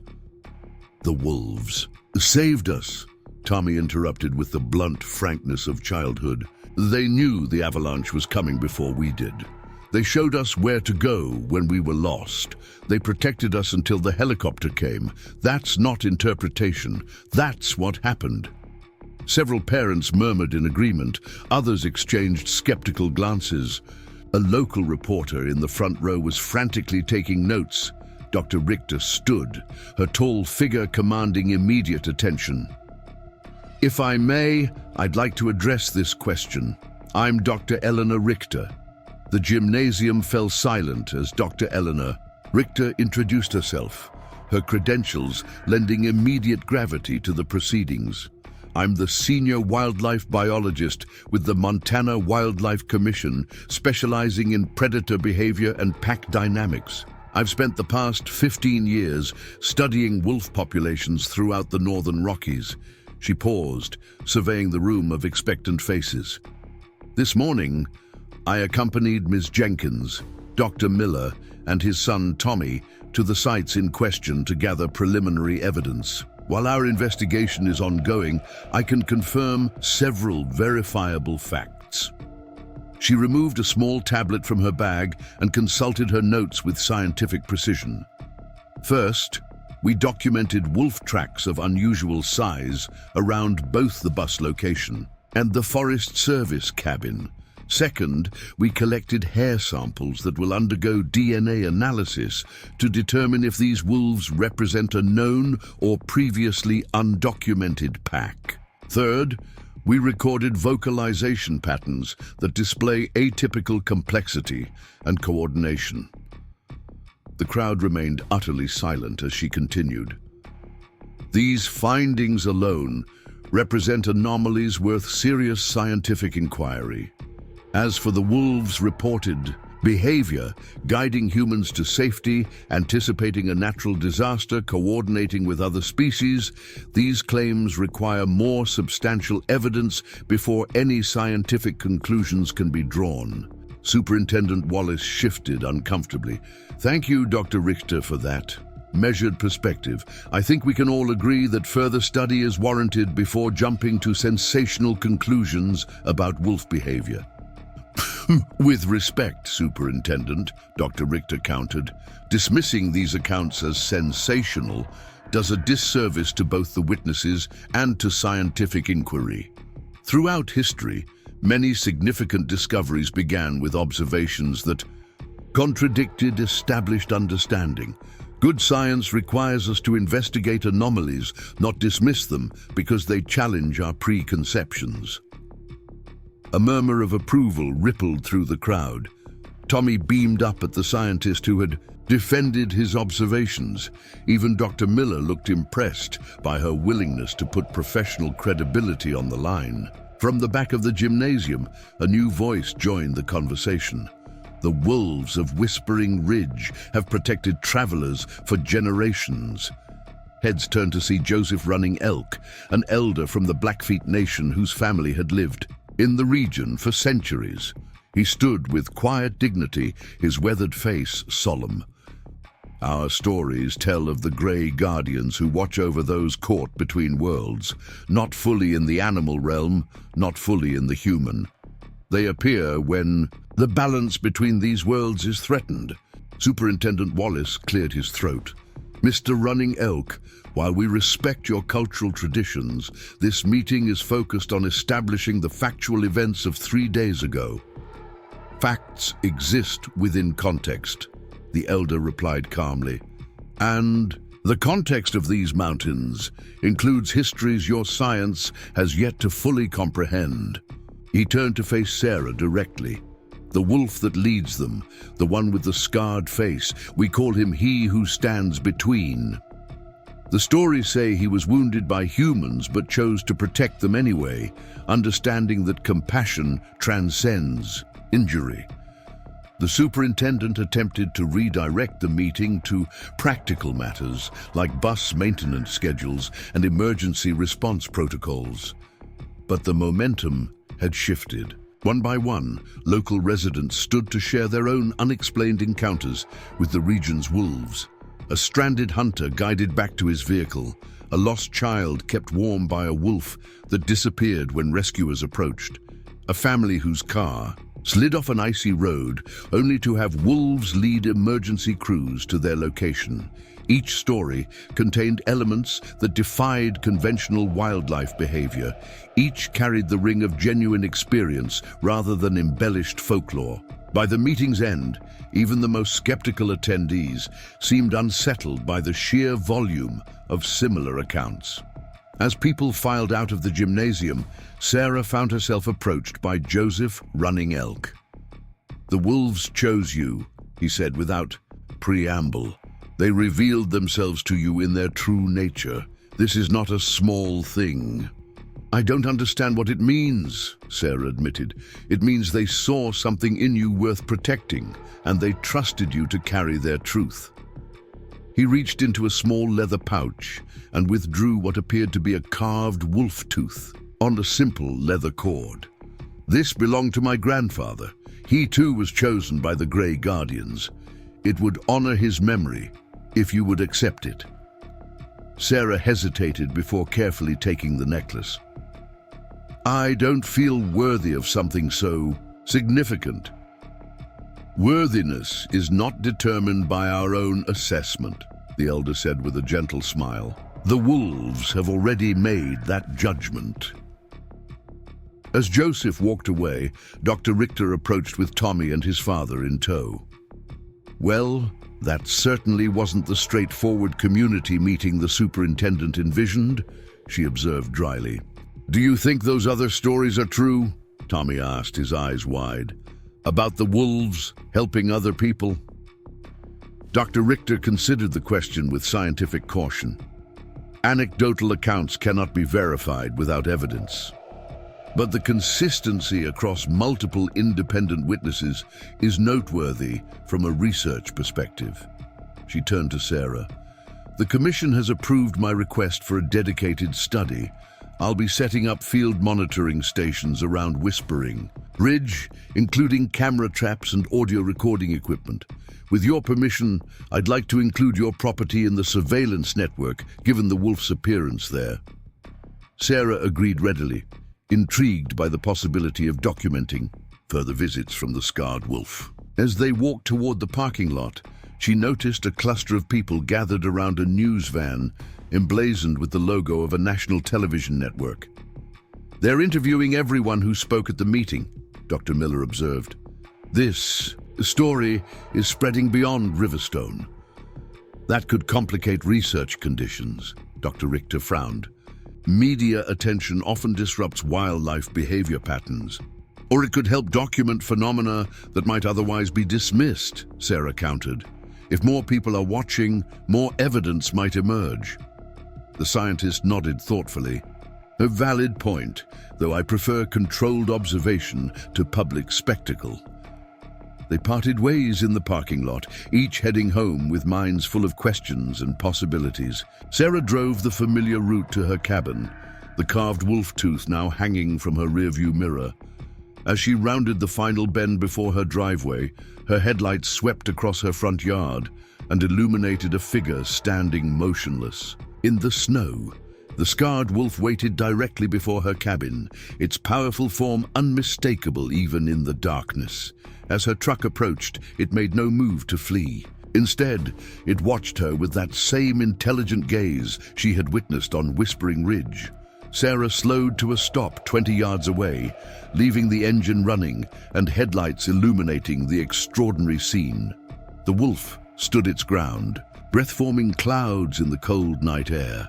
Behind it, at the edge of the tree line, more shapes materialized, the rest of the pack emerging from the forest to form their now familiar formation. With trembling hands, Sarah reached for her phone and began recording. The wolf pack arranged themselves in a perfect semicircle, 15 strong, with the scarred leader at the center. For several minutes, they simply stood watching her truck. Then, with deliberate purpose, the leader approached. Sarah held her breath as the massive wolf walked slowly toward her vehicle. Every instinct from her ranger training told her to remain in the truck, to maintain the safety barrier between herself and a wild predator. Yet some deeper intuition, something beyond training or experience, compelled her to open her door and step out into the snow. The wolf stopped 10 feet away, close enough that she could see every detail of its face, the jagged scar tissue that ran from above its right eye down across its muzzle, the unusual amber color of its eyes, the silver-tipped guard hairs that distinguished it from the others.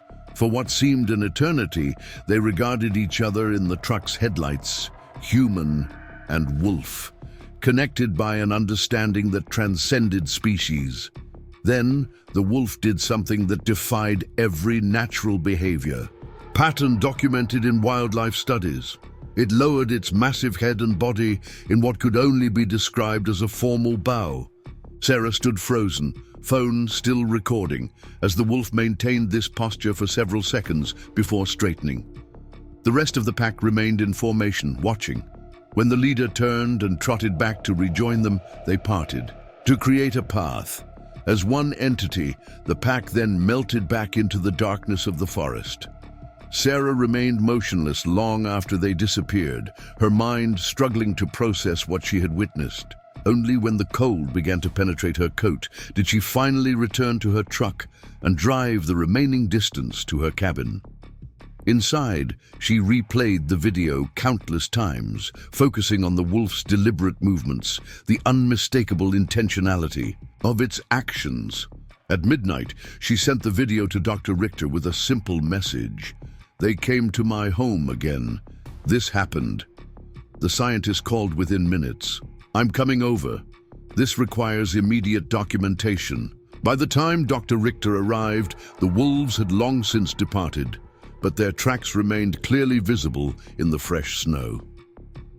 The biologist worked methodically in the beam of portable floodlights, measuring, photographing, and casting the prints. She paid particular attention to the area where the leader had performed its bow. "The positioning is deliberate," she noted, examining the impressions in the snow. The front paws were placed precisely parallel to each other, a posture that requires conscious control rather than natural stance. She straightened, brushing snow from her knees. In 30 years of field research, I've never seen behavior remotely like this. What does it mean? Sarah asked, clutching her coffee mug as protection against the midnight cold. Dr. Richter removed her glasses, her scientific certainty momentarily replaced by genuine wonder. I don't know, but I intend to find out. By morning, Sarah's video had joined Tommy's on social media platforms, accumulating millions of views within hours. Wildlife experts, behavioral scientists, and skeptics all weighed in on what the footage showed. Some dismissed it as a trained animal performing for food. Others suggested a wolf with previous human contact mimicking learned behaviors. A few brave voices in the scientific community acknowledged that the footage displayed behavior that could not be explained by current understanding of wolf cognition. News vans began appearing along the rural roads near Sarah's property, forcing the county sheriff to establish a perimeter to prevent trespassing. Dr. Richter worked tirelessly to install her monitoring equipment before curiosity seekers could contaminate the research area. Camera traps, audio recorders, and motion sensors created a technological web designed to capture any further wolf appearances. Tommy Miller arrived after school each day to help monitor the equipment, his enthusiasm for the project earning him the unofficial title of research assistant. His father accompanied him initially, scientific skepticism gradually giving way to genuine curiosity as more evidence accumulated. 3 days after the bowing incident, the first results from Dr. Richter's genetic analysis arrived. The wolf hair samples collected at both Whispering Ridge and Sarah's property revealed startling information.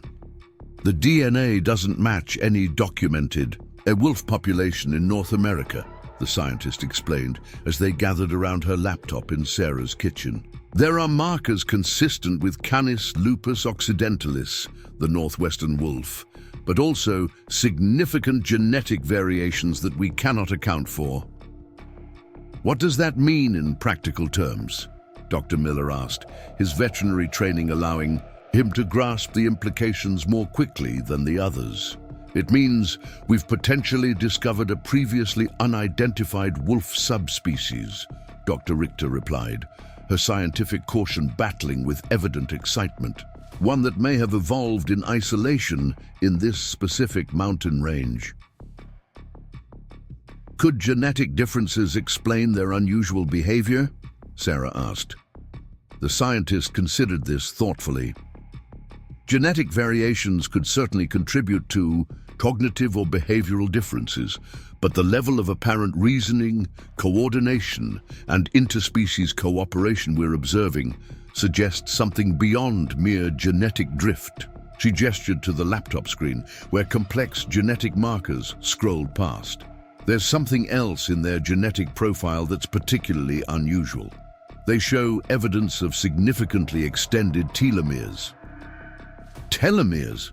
Tommy asked, ever eager to understand new scientific concepts. They're like protective caps at the end of DNA strands, his father explained. They naturally shorten as organisms age. Extended telomeres would suggest exceptional longevity, Dr. Richter finished. Based on these markers, the wolves we're studying could have significantly longer lifespans than typical Canis lupus populations. The implications hung in the air between them. Wolves that lived far longer than normal could accumulate experience, could potentially develop more complex social structures and behaviors, could perhaps even pass knowledge between generations in ways that shorter-lived populations could not. How much longer? Sarah finally asked. Dr. Richter shook her head. Without longitudinal studies, I can't give you a precise figure, but the telomere preservation suggests these wolves could live 20 to 30 years, perhaps more. Typical. Wolf lifespan in the wild rarely exceeds 10 to 12 years. Tommy's eyes widened. So the wolves helping people in Mr. Running Elk's stories, and the ones other people talked about at the meeting, could actually be the same wolves, not just their descendants? It's scientifically possible, Dr. Richter acknowledged, though still quite extraordinary. The monitoring stations began capturing evidence almost immediately. Motion-activated cameras recorded wolf activity around Sarah's property perimeter every night, always at a distance, always observational rather than threatening. Audio equipment captured complex vocalizations that linguistic specialists from the university described as displaying syntactical patterns inconsistent with known canid communication. Most compelling were the thermal imaging recordings that showed the wolves' movements. They traveled in formations that military consultants identified as tactically optimal for terrain surveillance and security operations. When they hunted, they executed coordinated maneuvers that one expert described as displaying strategic planning capabilities requiring abstract spatial reasoning. Yet, for all this accumulated data, the wolves maintained their distance, never again approaching, as directly as the leader had during the bowing incident. They were aware of the monitoring equipment. Camera footage showed them inspecting the devices from a distance, but never interfering with them. "They're studying us, studying them," Dr. Richter observed after reviewing a week's worth of footage. "They understand the purpose of the cameras. They're allowing themselves to be documented while controlling the terms of engagement." The scientific papers resulting from the initial research phase created a stir in academic circles. Most peer reviewers demanded more evidence and stricter controls before accepting the more extraordinary claims about wolf cognition and behavior. But none could dismiss the genetic analysis that clearly established these wolves as a unique population. 6 weeks into the study, the Wildlife Commission organized a more comprehensive research expedition. A team of 12 specialists, including ethologists, geneticists, bioacoustics experts, and wildlife photographers, established a base camp near the emergency shelter on Whispering Ridge, where the wolf pack had first revealed their extraordinary behavior. Sarah took a leave of absence from her bus driving duties to serve as local guide for the expedition. Tommy convinced his father and school principal to approve an independent study project that allowed him to participate on weekends.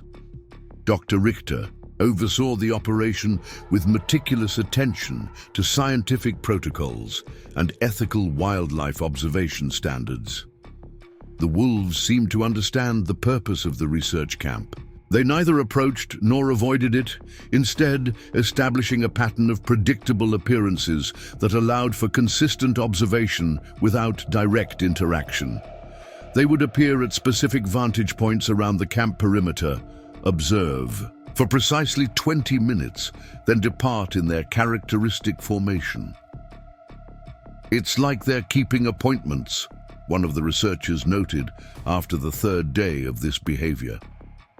"They arrive within the same 5-minute window each time."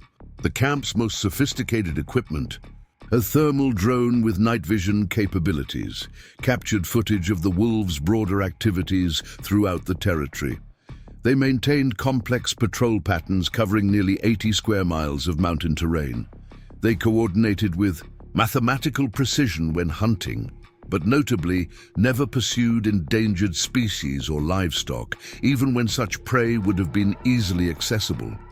Most remarkably, the drone footage confirmed what Sarah had witnessed during the school bus incident. The wolves routinely interacted with other wildlife species in ways that defied predator-prey relationships. They appeared to guide lost elk calves back to their herds. They would position themselves between deer and areas where hunters had placed blinds. On 3 separate occasions, they were observed leading smaller animals away from sites of potential avalanche danger. They're not just protecting humans, Dr. Richter realized as they reviewed the accumulated footage. They're protecting the entire ecosystem.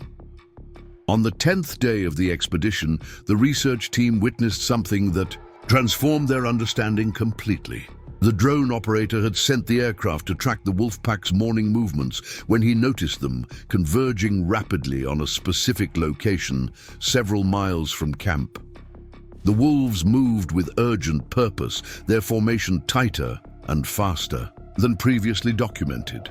The drone footage showed their destination, a steep ravine where two hikers were stranded on a narrow ledge, one apparently injured. The wolves positioned themselves at the top of the ravine, and the scarred leader began a series of vocal calls that the audio equipment captured with remarkable clarity. Within minutes, other wolves appeared from different directions, not members of the original pack, but smaller, different-colored wolves from neighboring territories. Traditional wolf behavior would have these different packs fighting for territorial dominance. Instead, they integrated seamlessly into the rescue operation being orchestrated by the scarred leader. For 3 hours, the combined wolf groups worked in coordinated shifts. Some positioned themselves along what appeared to be potential rescue routes, standing as visible markers. Others worked to dislodge accumulated snow that threatened a secondary avalanche. The scarred leader remained at the ravine edge, occasionally looking directly up at the drone as if aware it would bring human rescuers. When the expedition team alerted emergency services and directed them to the location, they found the injured hikers still on their precarious ledge, but surrounded by evidence of wolf activity that had prevented further disaster. Snow that would have triggered a deadly slide had been strategically cleared. Potential rescue paths were visibly marked by wolf tracks and territorial signaling. Most tellingly, the wolves had brought small game, rabbits and squirrels, and left them within reach of the stranded hikers, providing sustenance during their ordeal. They didn't just find people in trouble, Sarah said, as they watched the rescue operation through binoculars. They organized resource allocation, threat mitigation, and even food provision. That's not animal behavior, that's disaster management. The rescued hikers, once safely transported to Riverstone Regional Hospital, provided testimony that aligned perfectly with the drone footage. They described wolves appearing shortly after their accident, moving with purpose rather than predatory intent, and creating visible paths that seemed designed to attract attention. "We thought we were hallucinating from cold and fear at first," one hiker explained from his hospital bed. "But then we realized they were working together to help us. One wolf, bigger than the others with a scarred face, would look right at us, then deliberately move along a path like it was showing us options. When the larger one started bringing small animals and dropping them near our ledge, we knew this wasn't normal wolf behavior." The scientific team struggled to reconcile these observations with established understanding of wolf cognition. Words like empathy, abstraction, and moral reasoning, terms typically reserved for human psychology, began appearing in their field notes and preliminary papers. We're witnessing something that challenges fundamental assumptions about the cognitive divide between humans and other species, Dr. Richter acknowledged during a team meeting. These wolves demonstrate capabilities that suggest not just intelligence, but wisdom, the application of knowledge and experience toward compassionate ends. As the expedition continued, local residents began sharing more accounts of wolf interventions throughout the region's history. Joseph Running Elk organized an evening at the research camp where tribal elders shared oral histories of the Grey Guardians, stretching back generations. Their stories described wolves with extended lifespans who accumulated knowledge across decades and passed it to younger pack members through what they called dream teaching. Dr. Miller, who had joined the camp for a weekend visit with Tommy, found himself particularly affected by these traditional accounts. "As a veterinarian, I was trained to view animal cognition through a strictly biological lens," he admitted during a discussion session. But what if our scientific frameworks are simply too limited to encompass the full range of consciousness in other species? What if we've been missing entire dimensions of animal awareness because our methods aren't designed to detect them? The breakthrough in understanding came from an unexpected source. Tommy, who had been meticulously reviewing drone footage during his weekend visits, noticed a pattern that had escaped the professional researchers. "The wolves don't just communicate with each other," he announced, bursting into the main research. Tent 1, Saturday morning. "They communicate with the trees." Initial skepticism quickly gave way to interest as Tommy played a compilation of clips showing wolves engaging in what appeared to be deliberate interactional patterns with specific trees throughout their territory. They would approach mature pines, press their bodies against the trunks in distinct patterns, scrape the bark in consistent locations, and leave scent markings in precise arrangements. "These aren't random territorial markings," Tommy insisted. "Look at the mathematical consistency. They're creating information nodes." Dr. Richter, intrigued by the boy's observation, ordered specialized sensors placed on the trees in question. The results revealed something astonishing. The trees the wolves visited most frequently showed unusual electrical activity in their cambium layers, the living tissue just beneath the bark. Trees communicate through mycorrhizal networks, fungal connections between root systems, explained the team's botanical specialist.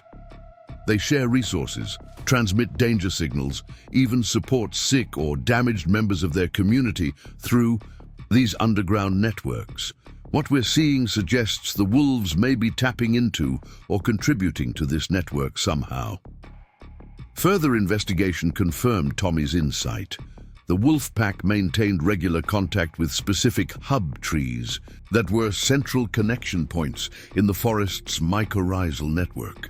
Through methods not yet fully understood, they appeared to both gather information from and contribute information to this living communication grid. They're using the forest itself as an information system, Dr. Richter realized. A natural bionetwork that could potentially transmit data about weather patterns, animal movements, human activity, everything relevant to maintaining ecological balance. This discovery contextualized many of the wolves' seemingly impossible predictive abilities. Their awareness of the approaching avalanche, their knowledge of remote shelters, their ability to coordinate across vast territories, all could be explained if they had access to the comprehensive environmental data flowing through the forest's living network. The research implications were staggering. If wolves could access and interpret information from mycorrhizal networks, then the forest itself might represent a form of distributed intelligence, a vast, interconnected system of which the wolves were not just participants, but conscious stewards. As these findings began to take shape in preliminary papers and research bulletins, the story of the Whispering Ridge wolves captured international attention.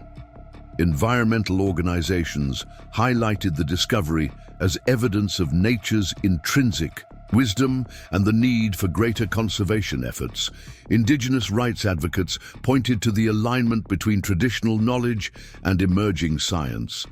Spiritual leaders of various traditions saw confirmation of the sacred interconnectedness of all living things. For Sarah Jenkins, the implications remained deeply personal.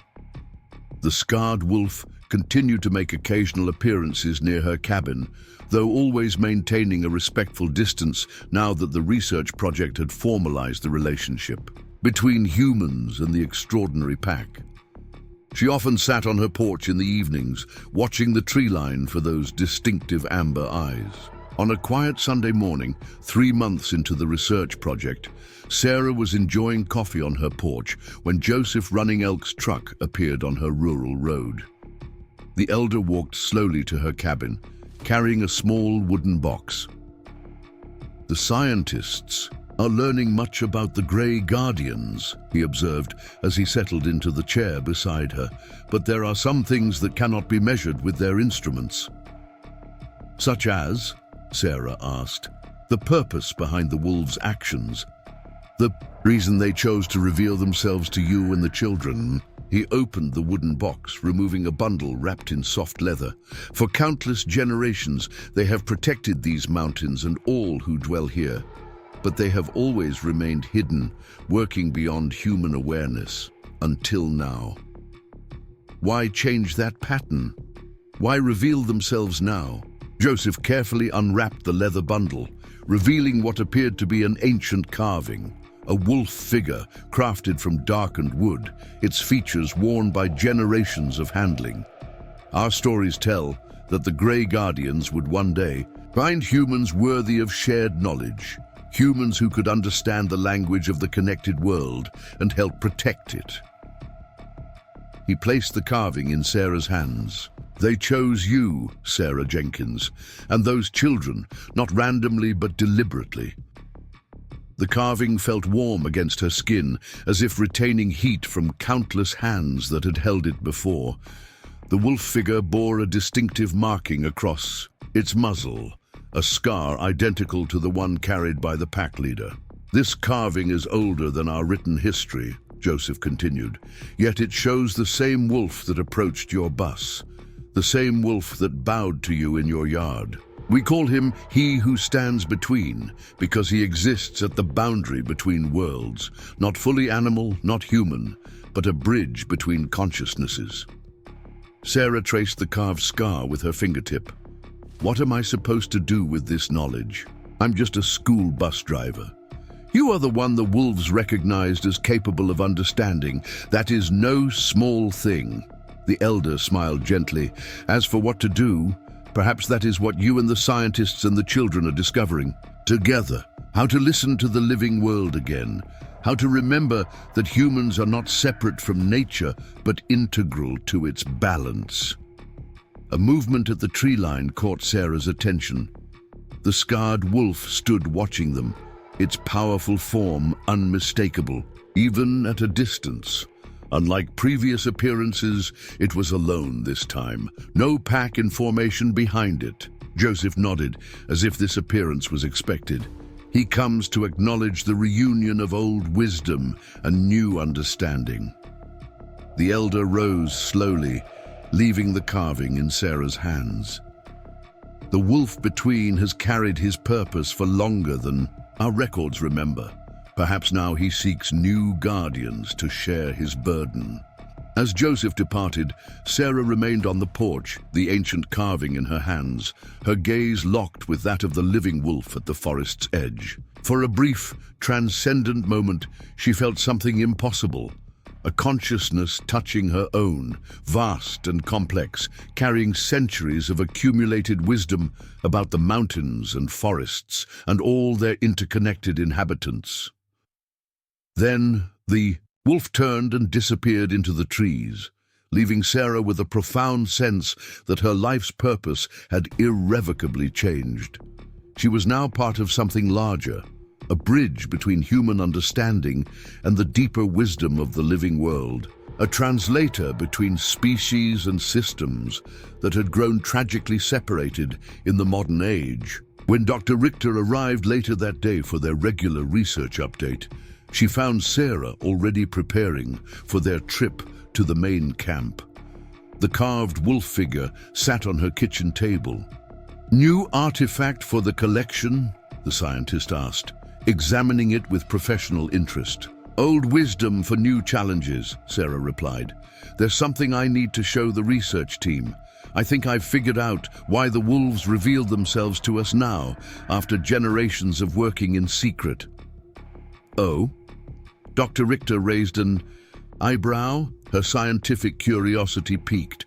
Sarah carefully wrapped the carving and placed it in her backpack. "They weren't just saving us from the avalanche that day. They were recruiting us for something much bigger." As they drove toward the research camp, Sarah explained her growing understanding that the wolves' extraordinary behavior wasn't simply an isolated phenomenon, but part of a larger ecological intelligence responding to accelerating environmental threats. The pack had maintained balance in their territory for generations, but human-driven climate change, development, and resource extraction now created challenges beyond their capacity to address alone. "They need allies who can affect human systems," Sarah concluded as they neared the camp. "They chose to reveal themselves because they need partners in protection." humans who can translate their wisdom into action within our world. Dr. Richter considered this hypothesis with her usual scientific caution, but couldn't dismiss its internal logic. The wolves had demonstrated not just intelligence, but strategic thinking. If they possessed the awareness Sarah suggested, such an alliance would represent an evolutionary leap in interspecies cooperation. At the research camp, Tommy greeted them with excitement, eager to share his latest analysis of the wolves' communication patterns. The other scientists gathered in the main tent, their initial skepticism about the project long since transformed into passionate engagement with its revolutionary implications. As Sarah prepared to present her insights, a familiar sound echoed. Across the valley, a distinctive howl, followed by a chorus of responding calls. The scarred wolf was gathering its pack. Camp sensors indicated they were forming their characteristic circle on the ridge, overlooking the research station. "I think," Sarah said with a smile of growing understanding, "they're calling a meeting." The scientists hurried to activate recording equipment and prepare observation protocols. But Sarah, with Tommy close behind, simply walked to the edge of the camp and looked up at the ridge where 15 wolves now stood in perfect formation around their scarred leader. In that moment, with ancient wisdom in her backpack and new understanding in her heart, Sarah Jenkins knew her journey had only just begun. Something extraordinary was awakening in these mountains, a rekindling of connections long forgotten, an alliance between species, a path toward healing the deepening rift between humanity and the living world. The wolves of Whispering Ridge had chosen their messengers well, and their message was only beginning to be understood. 1 year had passed since the extraordinary events on Whispering Ridge. The small town of Riverstone had settled into a new normal, forever changed by what the community now simply called the Wolf Miracle. Sarah Jenkins stood at the edge of the newly dedicated observation platform overlooking the valley, where 15 wolves had once surrounded her stranded school bus. The wooden structure had been carefully designed to blend with the natural environment, while providing a safe vantage point for visitors who came from across the country to learn about the remarkable story. A simple bronze plaque told the tale in understated language that somehow made the incredible events seem more real rather than less. Sarah ran her fingers over the raised letters, feeling the familiar wonder rise within her as she relived those moments when everything she thought she knew about the natural world had been upended. The spring air carried the scent of pine and new growth, so different from the bitter cold of that fateful winter day. Yet the mountains remained eternal witnesses, their ancient peaks standing in silent testimony to mysteries humans were only beginning to comprehend. "Penny for your thoughts," came a familiar voice behind her. Dr. Miller approached with his characteristic easy stride, hands tucked into the pockets of his weathered jacket. The local veterinarian had become a close friend in the months following their shared experience. His initial skepticism transformed into thoughtful curiosity about the wolves that had saved his son and 11 other children. "Just reflecting," Sarah replied with a small smile. "Hard to believe it's been a year already." Dr. Miller nodded, gazing out over the valley. "Tommy's giving another presentation at the visitor center, 5th one this month. The Rangers can barely keep up with the school group requests." Tommy Miller had emerged from the experience with a passion and purpose that transformed the once ordinary boy into something of a local celebrity. His detailed observations during their encounter with the wolves, combined with his natural talent for communication, had made him an ideal ambassador for the story. The National Park Service had created a special youth education position specifically for him at the new Whispering Ridge Wolf Conservation Center, where he led programs for visiting school groups about wildlife intelligence and ecosystem preservation. "How's the book coming along?" Dr. Miller asked, gesturing to the notebook tucked under Sarah's arm. "Slowly," she admitted. Trying to capture what happened that day without sensationalizing it is challenging.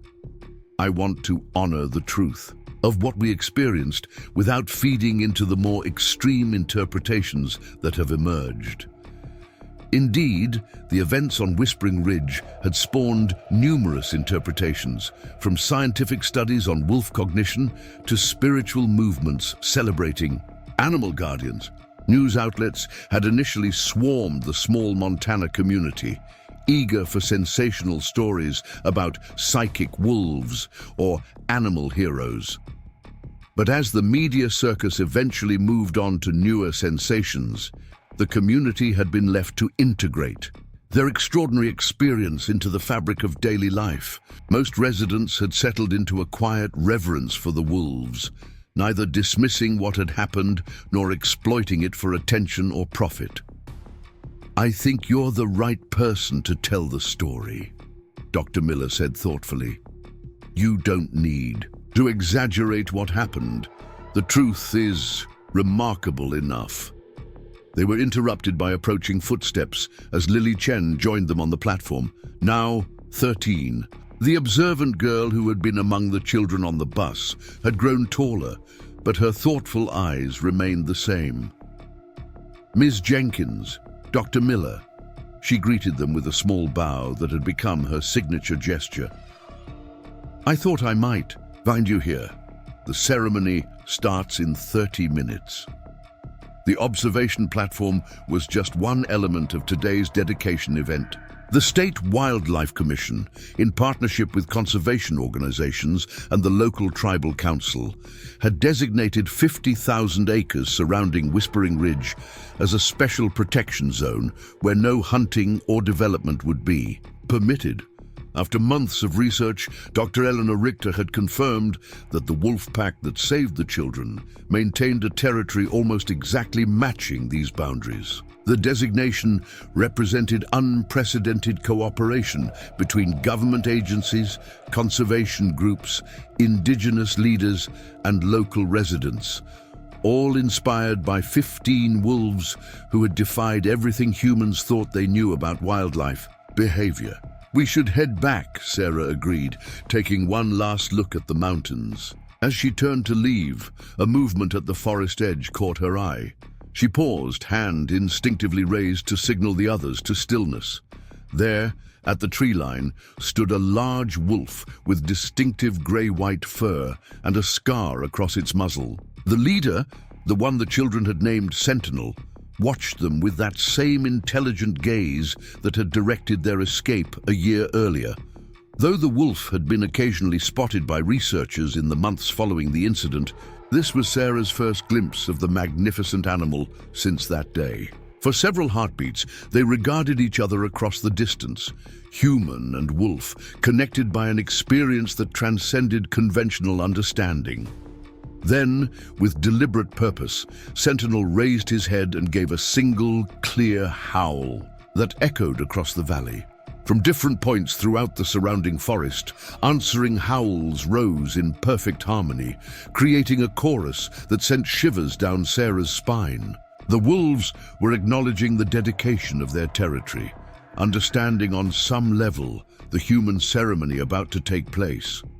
As the howling faded, Sentinel gave Sarah one final look before melting back into the forest with fluid grace. The entire encounter had lasted less than a minute, yet it left all three humans speechless with wonder. "They know," Lily finally whispered, her voice filled with quiet certainty. "They understand what we're doing today." Dr. Miller, who had once been the most skeptical about ascribing advanced cognition to the wolves, simply nodded. Some experiences defied scientific explanation, yet carried their own undeniable truth.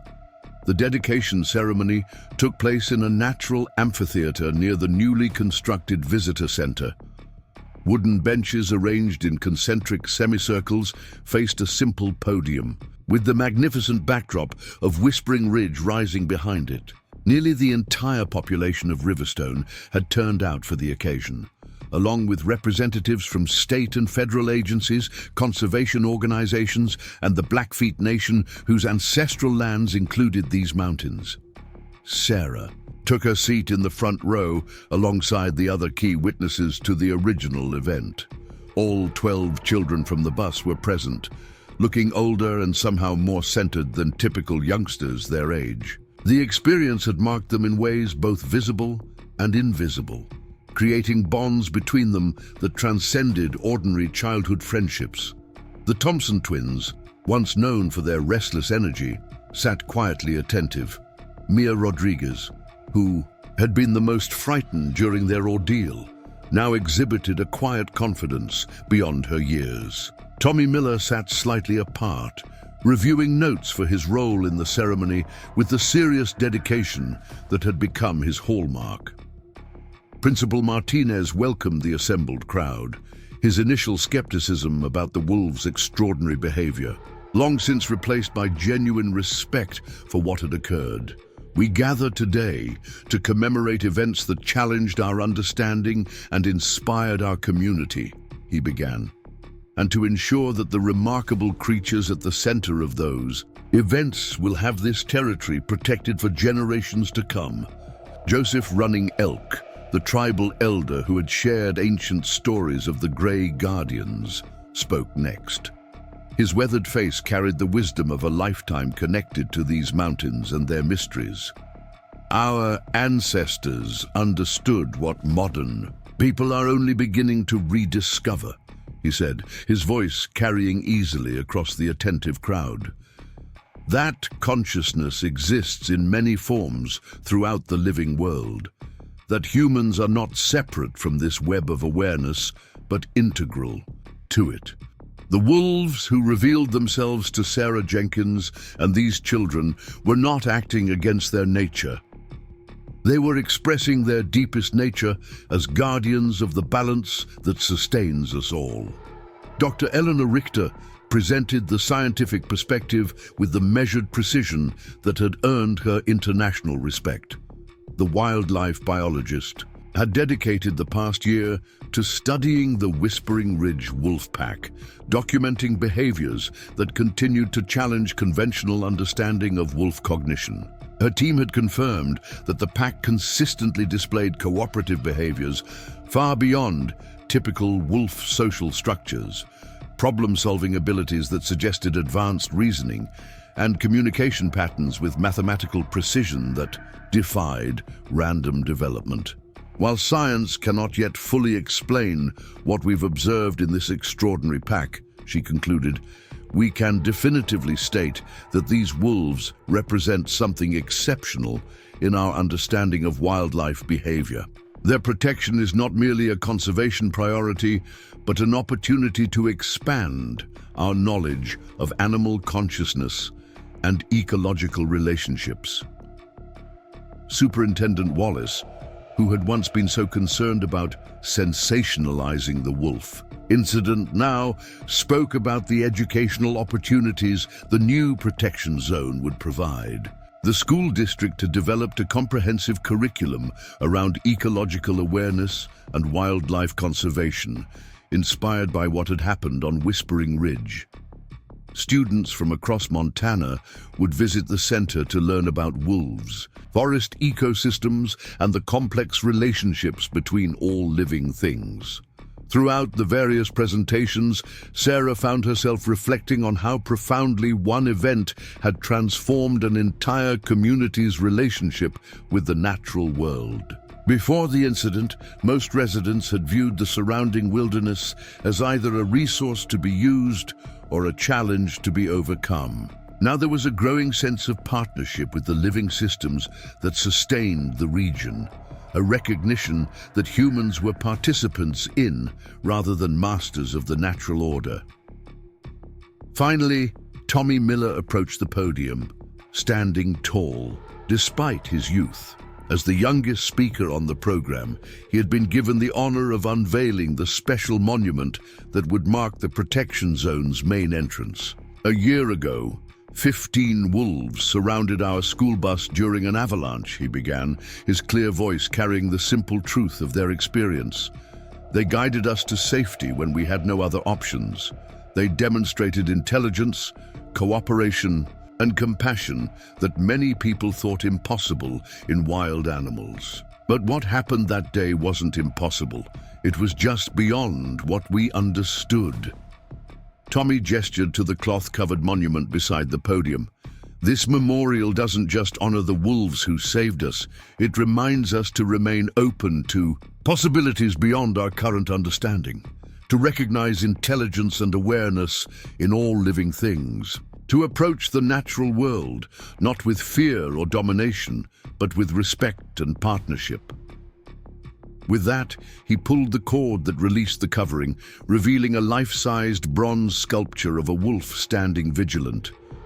The artist had captured perfectly the powerful presence and alert intelligence that characterized Sentinel, including the distinctive scar across his muzzle. Around the circular base, smaller sculptures depicted children being guided through a mountain landscape by wolves moving in formation. The craftsmanship was extraordinary, transforming cold metal into figures that seemed almost alive with purpose and movement. An inscription circled the base in both English and Blackfeet in honor of the Whispering Ridge Wolves, who reminded humans that wisdom and compassion exist throughout the living world. As the crowd applauded, Sarah felt a deep sense of completion. The wolves' extraordinary actions had been properly acknowledged, their territory protected, their story preserved for future generations. Yet there remained mysteries beyond human understanding. Why this particular pack had evolved such remarkable behaviors, how they had anticipated the avalanche, why they had chosen to help humans when most wild animals would flee from them. The official ceremony concluded with a traditional Blackfeet blessing offered by Joseph Running Elk, asking for continued harmony between all living beings who shared the sacred mountains. As people began to disperse toward the reception area, Sarah found herself drawn back toward the observation platform, wanting a few moments alone to process the day's emotions. The afternoon sun cast long shadows across the valley as she leaned against the platform's railing, gazing out at the landscape that had become so deeply meaningful to her. In the year since the incident, she had returned to her job driving the school bus, finding renewed purpose in the daily responsibility of carrying children safely through these mountains.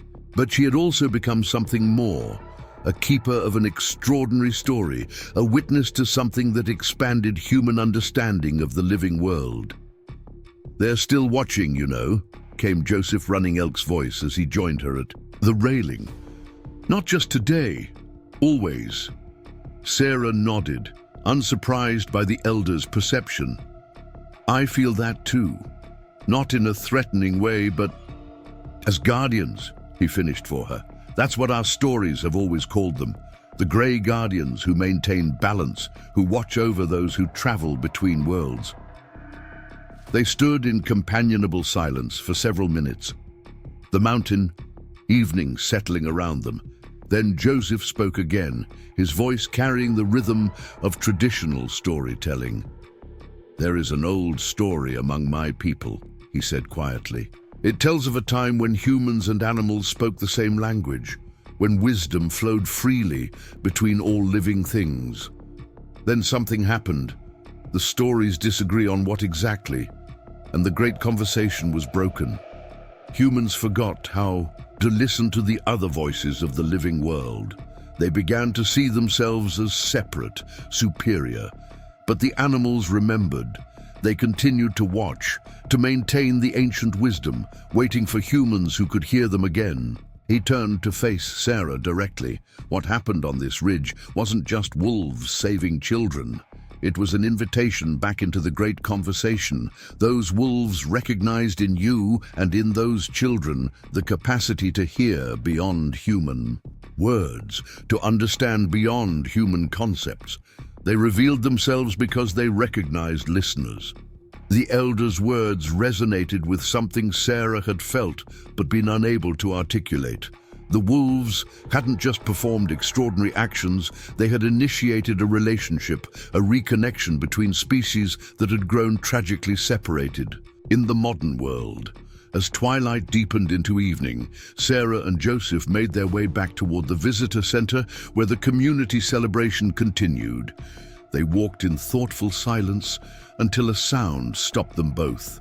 A single, clear howl from the ridge above, answered by a chorus of voices from different points throughout the territory. The wolves were calling again, their complex vocalizations creating harmonies that seemed to carry meaning beyond human comprehension. Joseph smiled gently. They're speaking, not just to each other, but to those who can hear them. What are they saying? Sarah asked, though she somehow already knew the answer. That the world is more alive, more aware, more interconnected than we remember, the elder replied. That ancient wisdom persists if we learn to listen for it. That guardianship is a shared responsibility between all conscious beings. As the howling continued, Sarah felt a deep certainty that this was not an ending, but a beginning.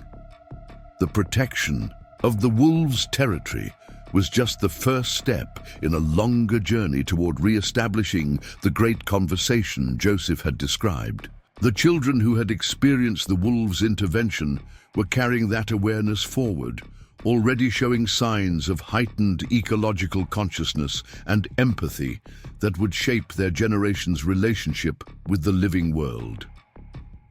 What had begun as a desperate situation on a snowy mountain road had blossomed into something transformative, a community awakening to deeper relationships with the natural world, a scientific reconsideration of animal consciousness, a cultural remembering of ancient wisdom about interconnection. And at the center of it all, 15 extraordinary wolves who had chosen to reveal their true nature in a moment when it mattered most.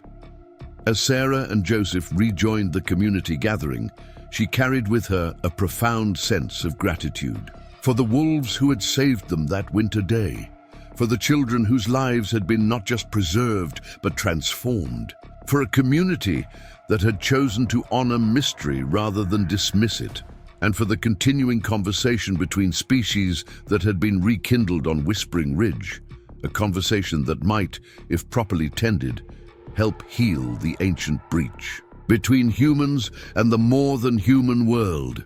The scarred wolf they called Sentinel would continue his vigilant guardianship of the mountains.